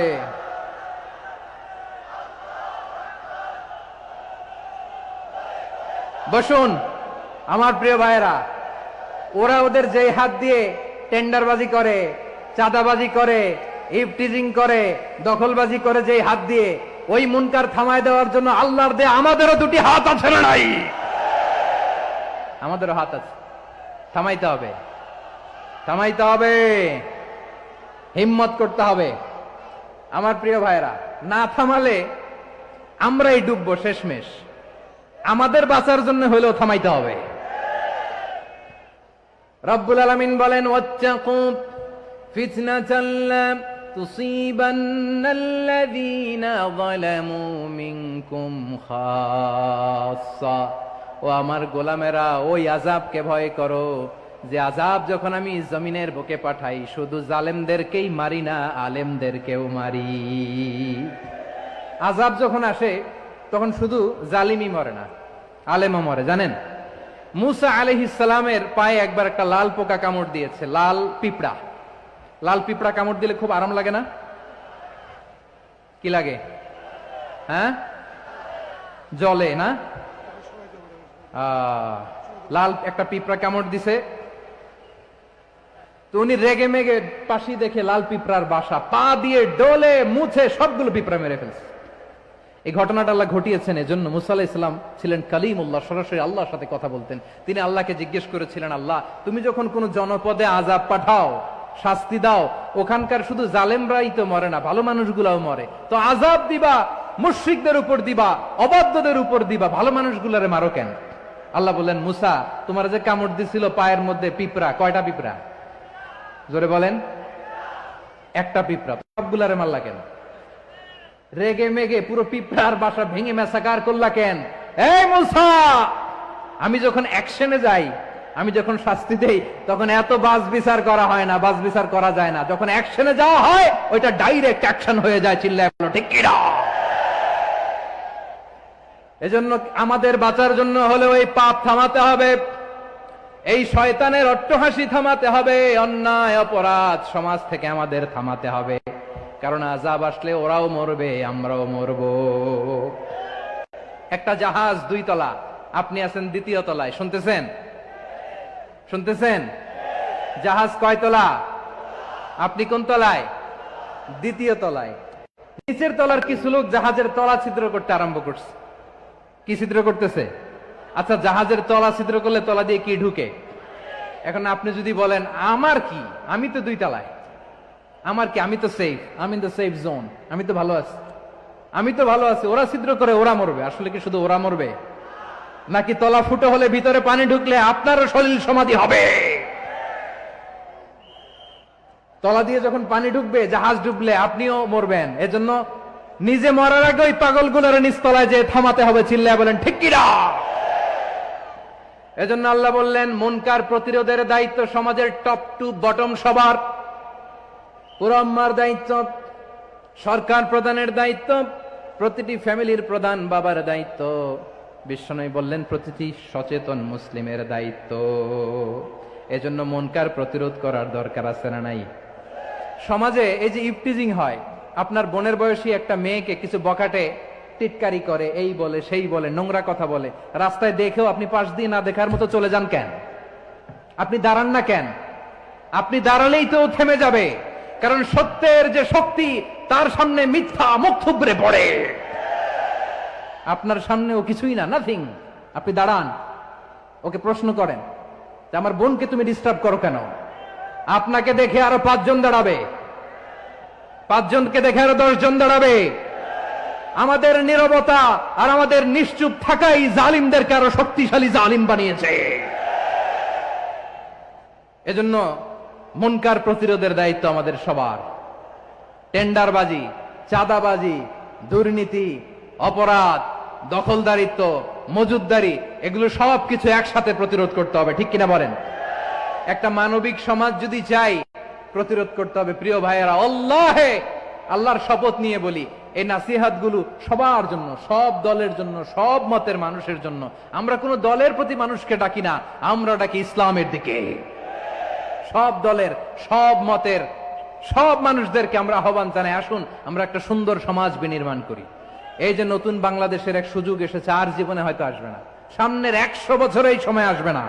আসুন দেশটাকে আমরা সাজাই, আসুন আমরা দুর্নীতি বন্ধ করি, আসুন আমরা চাঁদাবাজি বন্ধ করি, আসুন আমরা দখলদারিত্ব বন্ধ করি, আসুন আমরা এক দল আরেক দলকে নিশ্চিহ্ন করার যে রাজনীতি, এটা বন্ধ করি।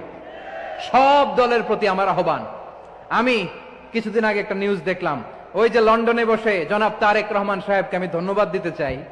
উনি সংবাদ শোনা মাত্রই ওনার দলের অনেক চাঁদাবাজকে উনি বহিষ্কার করেছেন। I do appreciate. প্রতিটি দলের এরকম ইনিশিয়েটিভ নেওয়ার দরকার আছে না নাই? যে কোনো দলে এই প্র্যাকটিসটা থাকার দরকার আছে না নাই? চাঁদাবাজদের সাথে আপনারা নিজেদেরকে মুক্ত ঘোষণা করবেন যে এরা আমার দলের কর্মী হতে পারে না।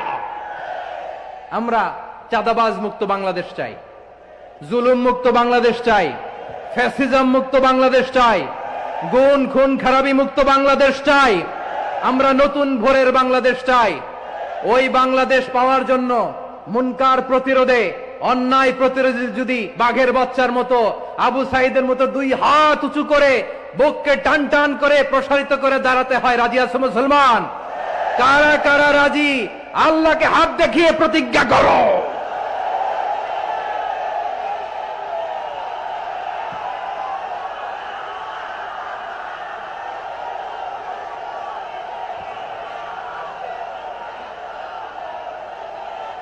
আমার প্রিয় ভাইয়েরা, বসুন বসুন আমার ভাইয়েরা।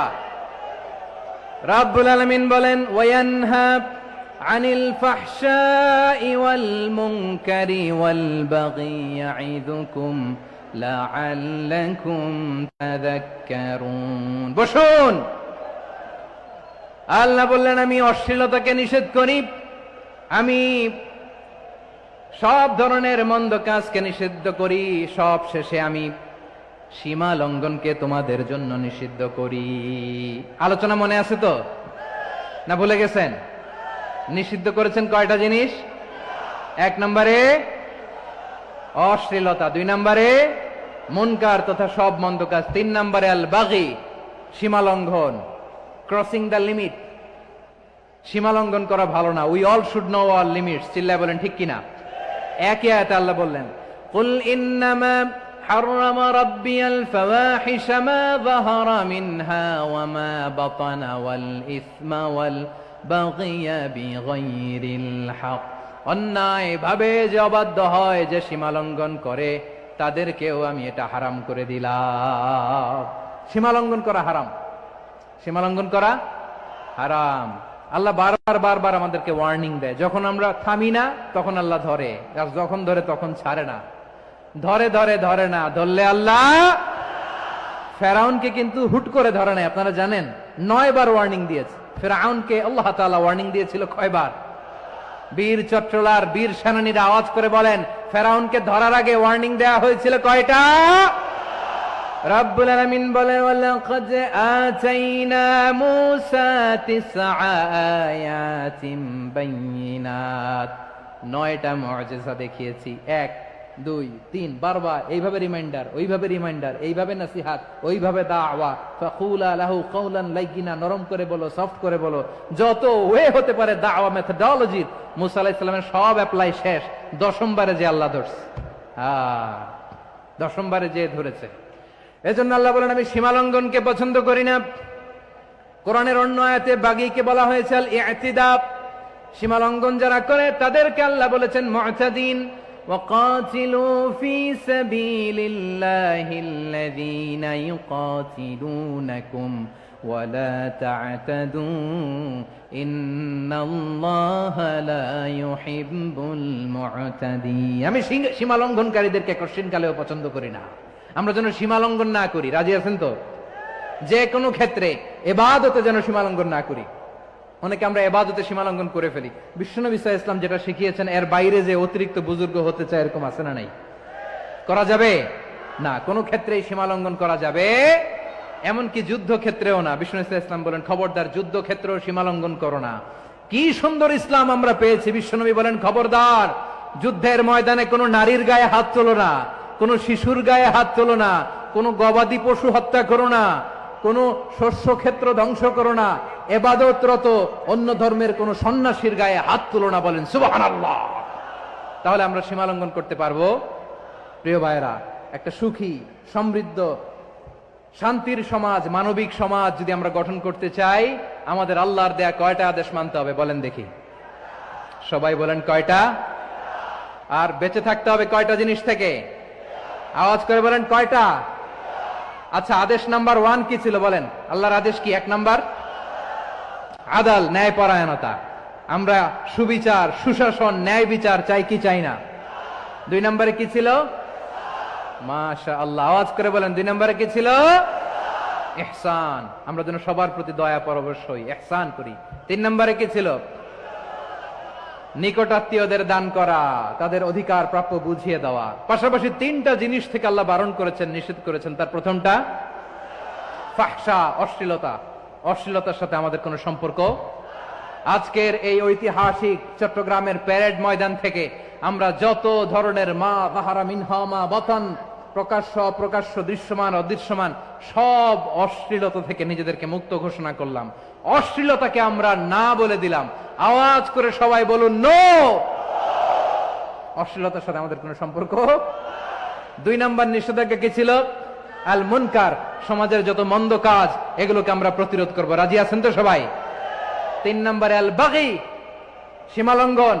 কোন মুসলিম সীমালঙ্ঘন করে না, এমনকি যুদ্ধ ক্ষেত্রেও না। আওয়াজ করে বলেন ঠিক কিনা? রাব্বুল আলামিন শেষে বললেন ইয়াইদুকুম লাআল্লাকুম তাযাক্কারুন, আল্লাহ তোমাদেরকে উপদেশ দেন যাতে তোমরা শিক্ষা গ্রহণ করো। আমরা উপদেশ দিব, আমরা জোর করে কাউরে কিছু মানাতে চাই না। লা ইকরাহা ফিদ্দিন ওয়া যাক্কির ফা ইন্না যিকরা তানফাউল মুমিনিন, উপদেশ দিলে এটা মুমিনদের কাজে দেয়। লাস্তা আলাইহিম বিমুসাইতির ইন্নামা আনতা মুযাক্কির, নবী হে আপনি রিমাইন্ডার দাতা, আপনি উপদেশ দিবেন। আমরাও বিশ্বনবীর এই হাদিসগুলো থেকে, কোরআনের আয়াত থেকে রিমাইন্ডার, এই কথামালা বাণী বাহক হিসেবে এই বাণীগুলো আপনাদের সাথে কাছে পৌঁছে দিলাম। আমরা আল্লাহ তাআলার কাছে প্রার্থনা করি, আল্লাহ আমরা যেন আদল দিয়ে আমাদের সমাজকে গঠন করতে পারি, আল্লাহ আমরা যেন ইহসান করতে পারি, আমরা যেন নিকটাত্মীয়দের দান করতে পারি। আল্লাহ যত ধরনের অশ্লীলতা, অনাচার, মন্দ কাজ, সীমালঙ্ঘন, অবাধ্যতা থেকে যেন আমরা বেঁচে থাকতে পারি। আল্লাহ তাআলা আমাদের সবাইকে কথাগুলো বোঝার ও আমল করার তৌফিক দান করুক। হাযা মা ইনদি ওয়াল ইলমু ইনদাল্লাহ আলাইহি তাওয়াক্কালতু ওয়া ইলাইহি উনীব। প্রিয় ভাইরা, আমি আপনাদের সবার জন্য দোয়া করি, আপনারাও আমার জন্য দোয়া রাখবেন। আমাদের পাশেই আছেন আমাদের সকলের শ্রদ্ধাভাজন আমাদের মুরব্বী আওলাদে রাসূল আনোয়ার হোসেন তাহের জাবির আল মাদানী হাফিজাহুল্লাহ ওয়া রাআ। সবাই বসুন, উঠবেন না, কেউ উঠবেন না। উঠলেন কেন? উঠলেন কেন? প্যারেড ময়দানের প্রোগ্রাম তো এরকম হইতে পারবে না। বসুন, এটা আল্লামা সাঈদীর স্মৃতি বিজড়িত মাহফিল। বসুন, বসুন, এই মাহফিলের আদব আছে। বসুন, বসুন। সুশৃঙ্খল ভাবে আমরা আখির মোনাজাতে অংশগ্রহণ করব। আওলাদে রাসূল আমাদের পাশে আছেন, হুজুর আমাদের সবাইকে নিয়ে প্রাণ ভরে দোয়া করবেন। আপনাদের সবার কাছে আমি দোয়া চাই, আপনাদের সবার জন্য দোয়া করি। আল্লাহ তাআলা আপনাদের সবাইকে ভালো রাখুন, সুস্থ রাখুন, নিরাপদে রাখুন। সুবহানাকাল্লাহুম্মা ওয়া বিহামদিকা আশহাদু আল্লা ইলাহা ইল্লা আনতা আস্তাগফিরুকা ওয়া আতুবু ইলাইক। আবারও হয়তো দেখা হয়ে যাবে অন্য কোনো তাফসীরুল কোরআনের ময়দানে। আসসালামু আলাইকুম ওয়া রাহমাতুল্লাহি তাআলা ওয়া বারাকাতুহু। আলহামদুলিল্লাহ, আলহামদুলিল্লাহ, সুম্মা আলহামদুলিল্লাহ। বারাকাল্লাহু ফি হায়াতিহি ওয়া ইলমিহি। সম্মানিত উপস্থিতি, আলহামদুলিল্লাহ আমরা আমাদের আজকের প্রধান মুফাসসির ডক্টর মিজানুর রহমান আজহারীর পক্ষ থেকে আগামী দিনের নির্দেশনামূলক নসিহা শুনলাম। আল্লাহ তিনটি আদেশ, তিনটা নিষেধ পালন করে আমাদেরকে একটি কল্যাণকর, ইনসাফপূর্ণ সমাজ উপহার দেওয়ার, একটি রাষ্ট্র উপহার দেওয়ার তৌফিক দান করুন। সকলে বলেন আমিন। আপনাদের আরো আকর্ষণ রয়েছে, এই মাহফিল এখনো শেষ হয় নাই। আপনারা শৃঙ্খলার সাথে বসে পড়ুন। আমাদের আজকের প্রধান আকর্ষণ আওলাদে রাসূল হযরত মাওলানা সৈয়দ আনোয়ার হোসেন তাহির জাবিরি আল মাদানী দামাত বরকাতুহুল আলিয়া, ওনার আখেরি মোনাজাতের মাধ্যমেই আমাদের আজকের প্রোগ্রাম শেষ হবে ইনশাআল্লাহ। এর পূর্বে এখন সংক্ষিপ্ত সভাপতির বক্তব্য রাখছেন এই বর্ণাঢ্য আয়োজনের সম্মানিত সভাপতি, ইসলামী সমাজ কল্যাণ পরিষদের সভাপতি, বিশিষ্ট শিক্ষাবিদ, আমাদের সকলের শ্রদ্ধাভাজন নেতৃত্ব অধ্যক্ষ মোহাম্মদ তাহের সংক্ষেপে সমাপনী বক্তব্য পেশ করছেন। এরপরে আখেরি মোনাজাত ইনশাআল্লাহ।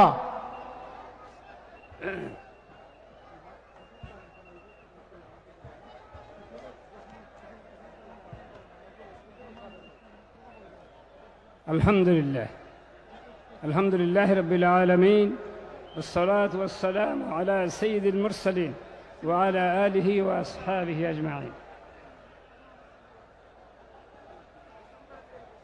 সমস্ত হামদ ও শকর একমাত্র আল্লাহ তাআলার জন্যে, যিনি একাই আমাদের আয়োজনকে, আমাদের এই তাফসীরুল কোরআন মাহফিলকে আসান করে দিয়েছেন, মুবারক করে দিয়েছেন, কামিয়াব করে দিয়েছেন।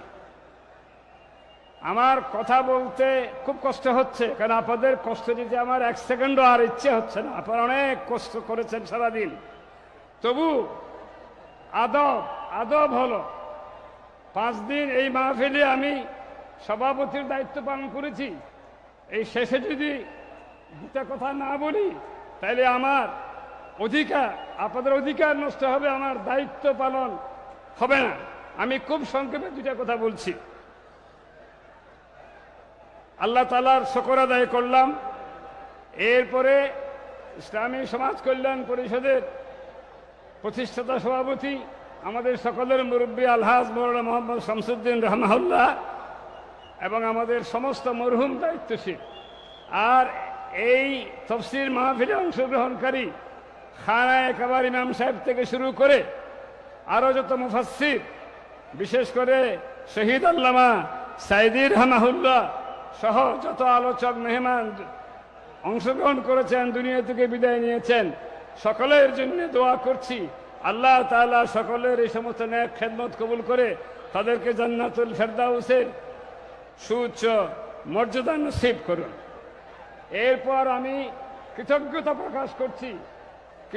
প্রকাশ করছি যাদের নিকট, তারা হচ্ছেন এই মাহফিলে যে সমস্ত বিজ্ঞ আলোচক, এই মাহফিলে যে সমস্ত সম্মানিত সুযোগ্য মুফাসসির আমাদের দাওয়াতে সাড়া দিয়ে সহযোগিতা করেছেন, তাদের প্রতি, সমস্ত বিজ্ঞ আলোচকদের প্রতি, ইন্তেজামিয়া কমিটির বিভিন্ন সাব কমিটির সম্মানিত সদস্যদের প্রতি, এরপরে দিনরাত পরিশ্রমকারী স্বেচ্ছাসেবী ভাই বোনদের প্রতি, অকাতরে যারা আর্থিক সহযোগিতা দান করেছেন তাদের প্রতি, আইন শৃঙ্খলা কর্তৃপক্ষের সম্মানিত সদস্যদের প্রতি, সিটি কর্পোরেশন, ওয়াসা, পিডিবি ইত্যাদি কর্তৃপক্ষের বিভিন্ন মূল্যবান সহযোগিতার জন্য কৃতজ্ঞতা, প্যান্ডেল, সাউন্ড সার্ভিস, আইটি সংশ্লিষ্ট ভাইদের প্রতি কৃতজ্ঞতা, জাতীয় বিভাগ সাংবাদিক বন্ধুদের প্রতি কৃতজ্ঞতা, দিনব্যাপী মাহফিলে অংশগ্রহণকারী সম্মানিত শ্রোতা ভাই বোনদের প্রতি কৃতজ্ঞতা।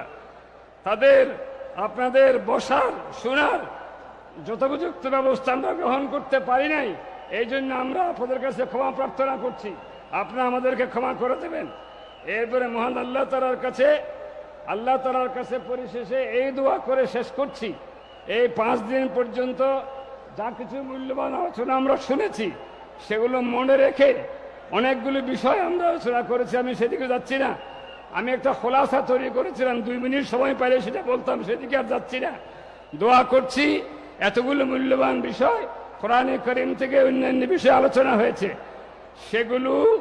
সেগুলোর ভিত্তিতে আমরা যেন লেখাপড়া করি, চিন্তা ভাবনা করি, সেগুলো মনে রাখি, আরো শানিত করি এবং আমল করার চেষ্টা করি। আল্লাহ তাআলা আমাদেরকে তৌফিক দান করুন। আমা আলাইনা ইল্লাল বালাগ, আমা তৌফিক ইল্লা বিল্লাহ। আসসালামু আলাইকুম ওয়া রাহমাতুল্লাহ।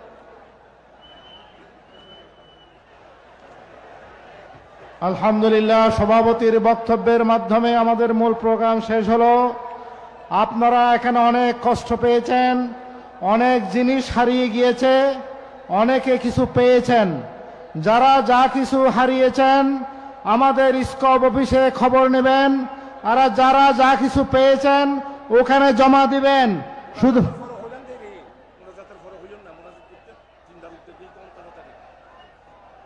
তো অনেক দুইটা শুধু হারানোর কথা বলছি, 2টা মেয়ে হারিয়ে গিয়েছে, নাম ইথু এবং ইগরা, বাসা চন্দনপুরা, বয়স 13 এবং 8। ওনার মা গনি বেকারি পেট্রোল পাম্পের সামনে আছেন। রিহান নামে একটি বাচ্চা হারানো গিয়েছে মহসিন কলেজ প্যান্ডেল থেকে। কেউ পাইলে ওনাদেরকে সমাজ কল্যাণ অফিসে নিয়ে যাবেন। এই পর্যায়ে আমাদের সামনে সংক্ষিপ্ত নসিহা সহ আখেরি মোনাজাত পরিচালনা করবেন আমাদের চট্টগ্রাম শাহী জামে মসজিদের সম্মানিত খতিব, ইসলামী ফাউন্ডেশনের সম্মানীয় গভর্নর আওলাদ রসুল সৈয়দ তাহের মাদানী আল জাবিরি দামত বরকাতুল আলিয়া। আমি সম্মানীয় হুজুরকে মোনাজাত পরিচালনার জন্য অনুরোধ করছি। আসসালামু আলাইকুম ওয়া রাহমাতুল্লাহ।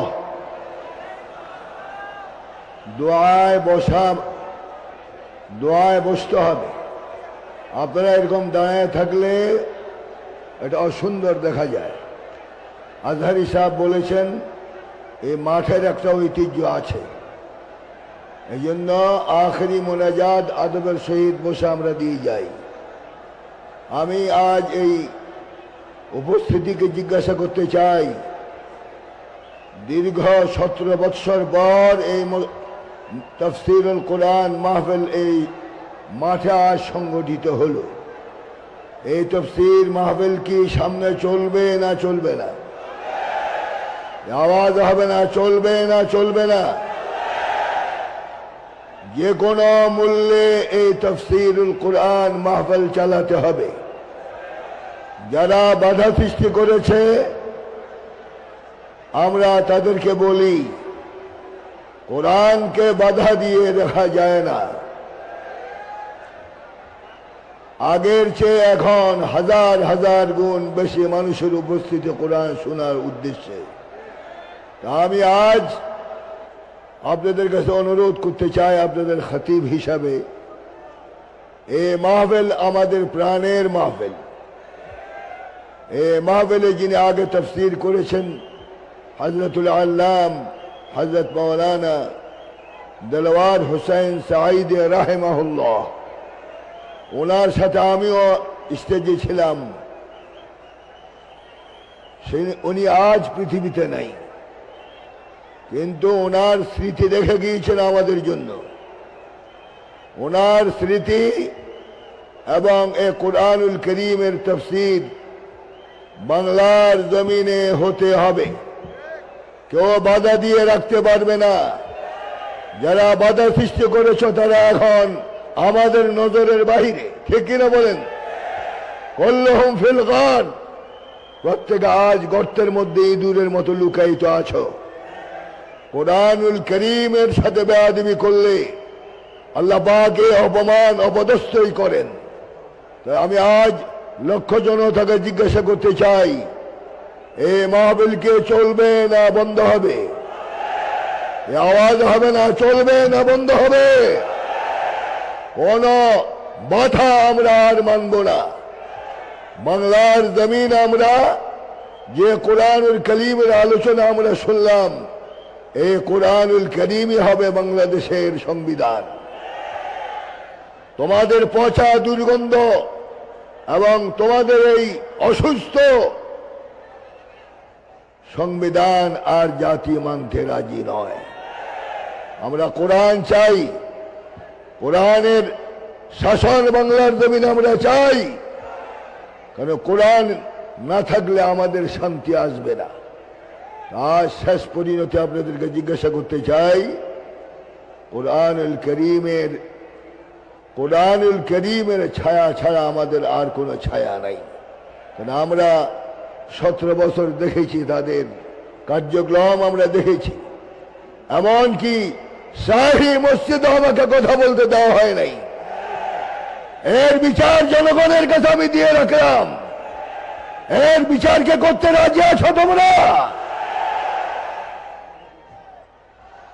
তাহলে এই জালেমরা আর ফিরে আসুক আমরা চাই না।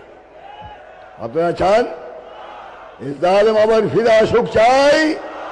দুই হাত উঠে আল্লাহু আকবার বলুন।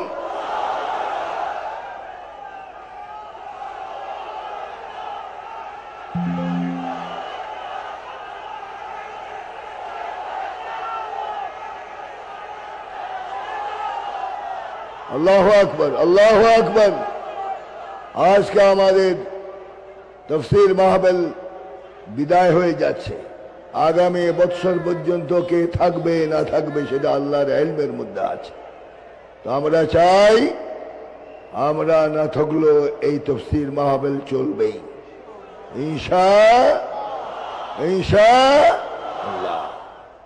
এবং যারা মুফাসসিরিন এখানে তাকরীর পেশ করেছেন, দোয়া করি আল্লাহ পাক তাদেরকে সুস্বাস্থ্য দান করুন, ইলমের অবুরিয়ত দান করুন, এবং নসিহা মানুষকে করার বেশি বেশি তৌফিক আল্লাহ পাক দান করুন। স্টেজে যে সমস্ত উলামায়ে কেরাম উপস্থিত রয়েছেন ওনাদেরকে আমরা কলবি মুবারকবাদ জানাচ্ছি। মুকাররিনদেরকেও ধন্যবাদ দিচ্ছি। আজকের মাহফিলের সাহেব সদর সহ আমাদের এমপি সাহেব সহ যারা কষ্ট করে তাফসীরের কোরআনুল করিমের আয়োজন করেছেন ওনাদের সকলকে আমরা আজ কলবি মুবারকবাদ জানাই। তাহলে আমরা আজ সৎ লোককে অ্যাসেম্বলিতে পাঠানো দরকার, ঠিক কিনা? শুধু স্লোগান দিলেই কোরআন হাদিসের আলো সংসদে জালো এত সহজ নয়। প্রত্যেকটা সেক্টরের মধ্যে জালেমরা বসা আছে, এদের মূল উৎপাদন না করা পর্যন্ত বাংলার জমিনে এই কোরআনের আলো হাদিসের আলো আপনাদের অ্যাসেম্বলিতে জ্বলবে না। সৎ লোক তৈরি করতে হবে। রাজি? রাজি? এই জন্য আমরা মনে করি আগামী ইলেকশনে আমাদের চৌধুরী সাহেব, ওনাকে আপনারা মনোনীত করবেন। এটা আমার নিজের ব্যক্তিগত কথা। উনি ভালো কিনা? উনি ভালো কিনা? জবাব দাও, ভালো কিনা? তাহলে ভালো লোক তৈরি করার জন্য প্রস্তুত আছি। আর কোন চোরকে আমরা সমাজে দেখতে চাই না, কোন কম্বল চোর আমরা দেখতে চাই না। আমরা চাই সৎ লোক। আর সুলতানুল আদিল জিল্লুল্লাহি ফিল আরদ, ন্যায়পরায়ণ শাসক আল্লাহর রহমতের ছায়া জমিনে। এই জন্য আমরা আজ সংকল্পবদ্ধ হব, শুধু তাফসীর শুনলেই চলবে না, আমল করতে হবে। সব যুবকদেরকে আমল করতে হবে, কেন তোমরা আমাদের ভবিষ্যৎ।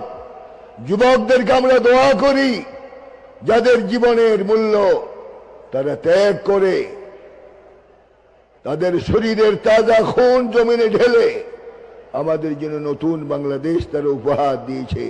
আমরা দোয়া করি আল্লাহ পাক তাদেরকে শাহাদাতের মর্যাদা দান করুন।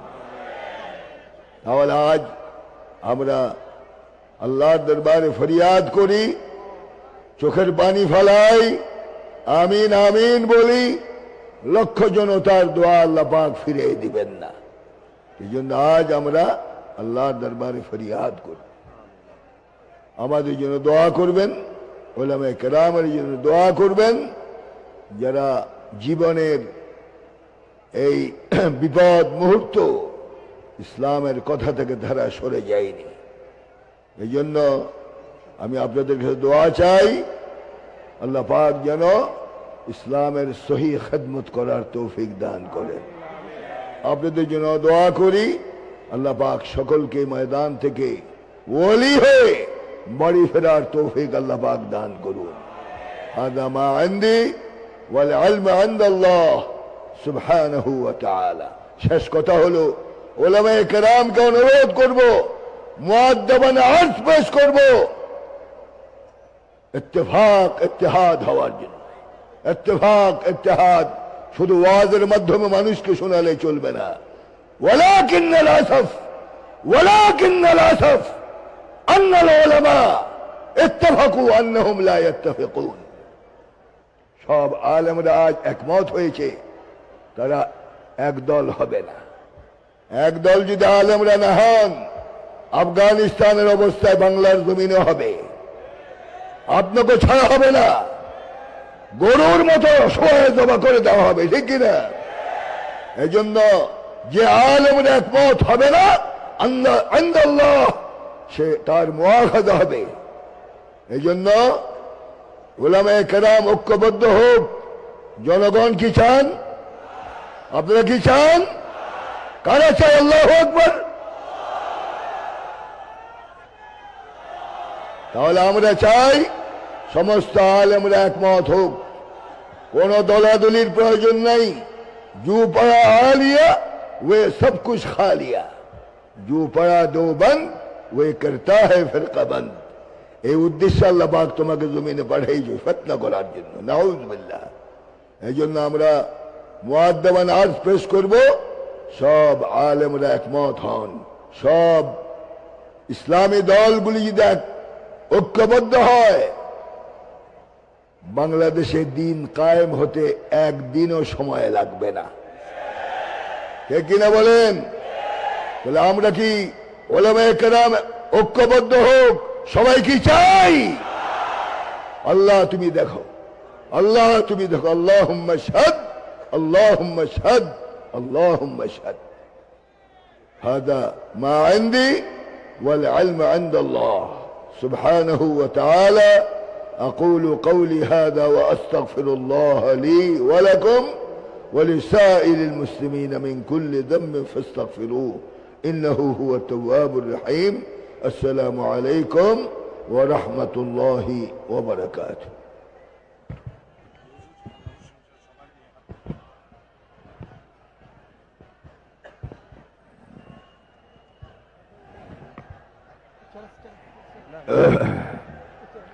صلى الله على سيدنا محمد وآله وأصحابه وسلم. صلى الله على سيدنا محمد وآله وأصحابه وسلم. اللهم آمين. الحمد لله رب العالمين والعاقبة للمتقين ولا عدوان إلا على الظالمين، والصلاة والسلام على أشرف المرسلين سيدنا ومولانا محمد وعلى آله وأصحابه أجمعين. ربنا تقبل منا إنك أنت السميع العليم، وتب علينا يا مولانا إنك أنت التواب الرحيم. ونجنا من الهم والغم والكرب العظيم. إلهي ما عصيتك باختياري ولكن تصريف الزمان عجيب. رب اغفر لي ولوالدي وارحمهما كما ربياني صغيرا. اللهم ارحمهم واعف عنهم واغفر لهم وادخلهم في فسيح جنتك يا ارحم الراحمين. ولا تسلط علينا بذنوبنا من لا يخافك ولا يرحمنا. رب اغفر لي ولوالدي وارحمهما كما ربياني صغيرا.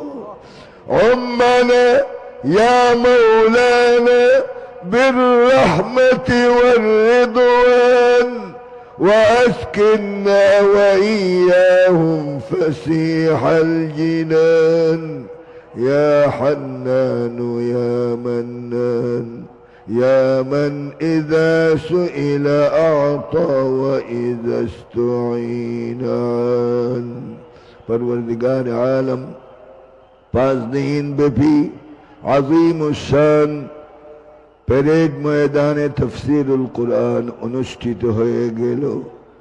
আখিরি মুনাজাত অসংখ্য লক্ষ লক্ষ মুসলমানদেরকে নিয়ে হাদারাত উলামায়ে কেরামকে সাথে করে আমাদের ছোট দুটো হাত তোমার আরশের দিকে উত্তোলন করেছি।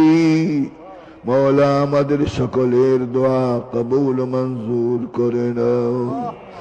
এই তাফসীরুল কুরআনে যারা হাজির হলেন 5 দিন ব্যাপী কষ্ট স্বীকার করে যারা কোরআন হাদিস শুনলেন, প্রত্যেককে ময়দান থেকে ওলি হয়ে বাড়ি ফেরার তৌফিক দাও। জিন্দগির तमाम গুনাহ মাফ করে দাও। অসংখ্য গুনাহ করেছি, প্রকাশ্যে অদৃশ্যে, ইচ্ছায় অনিচ্ছায় অনেক গুনাহ করেছি, সব তুমি দেখেছো। কিয়ামতের দিন যদি ধরে বসে উপায় থাকবে না। মওলা মেহেরবানি করে আমাদেরকে মাফ করে দাও। এই ময়দানের প্রধান মুফাসসির হযরতুল আল্লাম হযরত মাওলানা দিলওয়ার হোসেন সাঈদী রাহিমাহুল্লাহ আজ পৃথিবীতে নাই। মওলা তাকে জান্নাতুল ফিরদাউসের আলা মাকাম দান করো। যারা ওনার ক্ষতি করেছে মওলা তাদেরকে হেদায়েত করে দাও। আর যদি হেদায়েত নসিবে না থাকে তোমার চূড়ান্ত ফয়সালা দেখিয়ে দাও। যারা মানুষের উপরে জুলুম করেছে তাদের হেদায়েত করে দাও।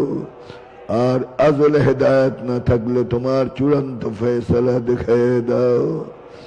আজ ফিলিস্তিনের মুসলমানরা অসহায়, হাজার হাজার পুরুষ, হাজার হাজার মেয়ে লোক দুধের বাচ্চাদেরকে ছাড়া হয়নি। মওলা এদের বিচার তোমার হাতে উঠিয়ে দিলাম। ক্যালিফোর্নিয়া যেমন আগুনে জ্বলছে, আমরা চাই হোয়াইট হাউস সহ তুমি জ্বালা ছাই বানিয়ে দাও। এটা মানুষ নয়, মানুষ নামে কলঙ্ক এরা। মওলা আমরা অসহায়, আমাদের উপরে তোমার রহমতে কামেলা শামেলা নাযিল করো। এই দেশকে পরিবর্তন করে দাও। আমরা আর ঘুণে ধরা তাদের আইন বই আর দেখতে চাই না, সংবিধান আর দেখতে চাই না। মওলা বান্দার হাত উঠে রেখেছে, আমাদের দোয়া তুমি কবুল করো। বাংলার জমিনে কোরআনুল কারীমকে শাসন করার জন্য তৈরি করে দাও। আল্লাহর দরবারে ফরিয়াদ করো, আল্লাহ আল্লাহ আল্লাহ।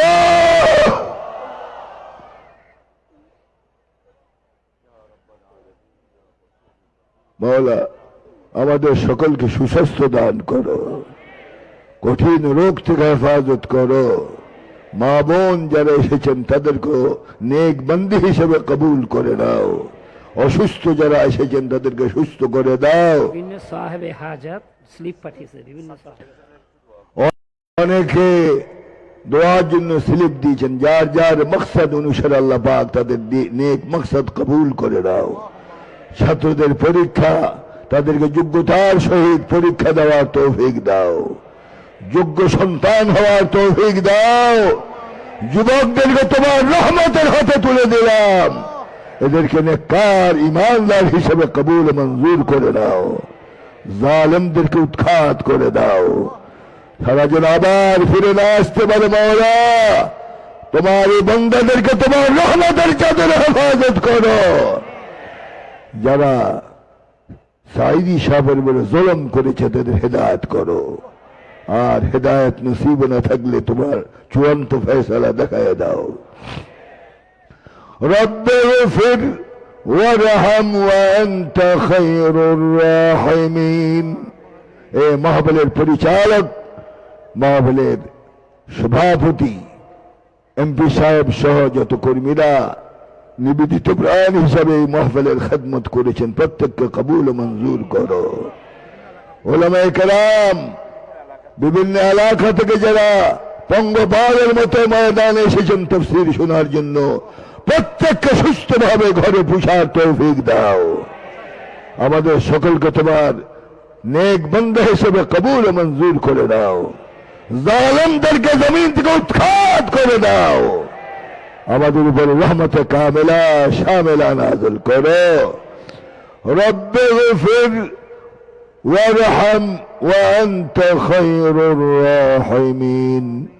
রব্বানা আলাইকা তাওয়াক্কালনা ওয়া ইলাইকা আনাবনা ওয়া ইলাইকাল মাসীর। হাসবুনাল্লাহু ওয়া নি'মাল ওয়াকিল। حسبنا الله ونعم الوكيل. حسبنا الله ونعم الوكيل.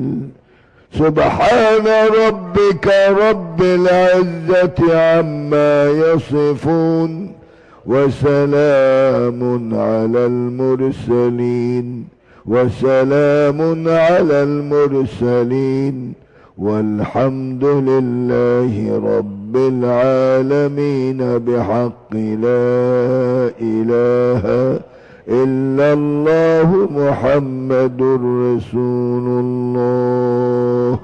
السلام عليكم ورحمة الله.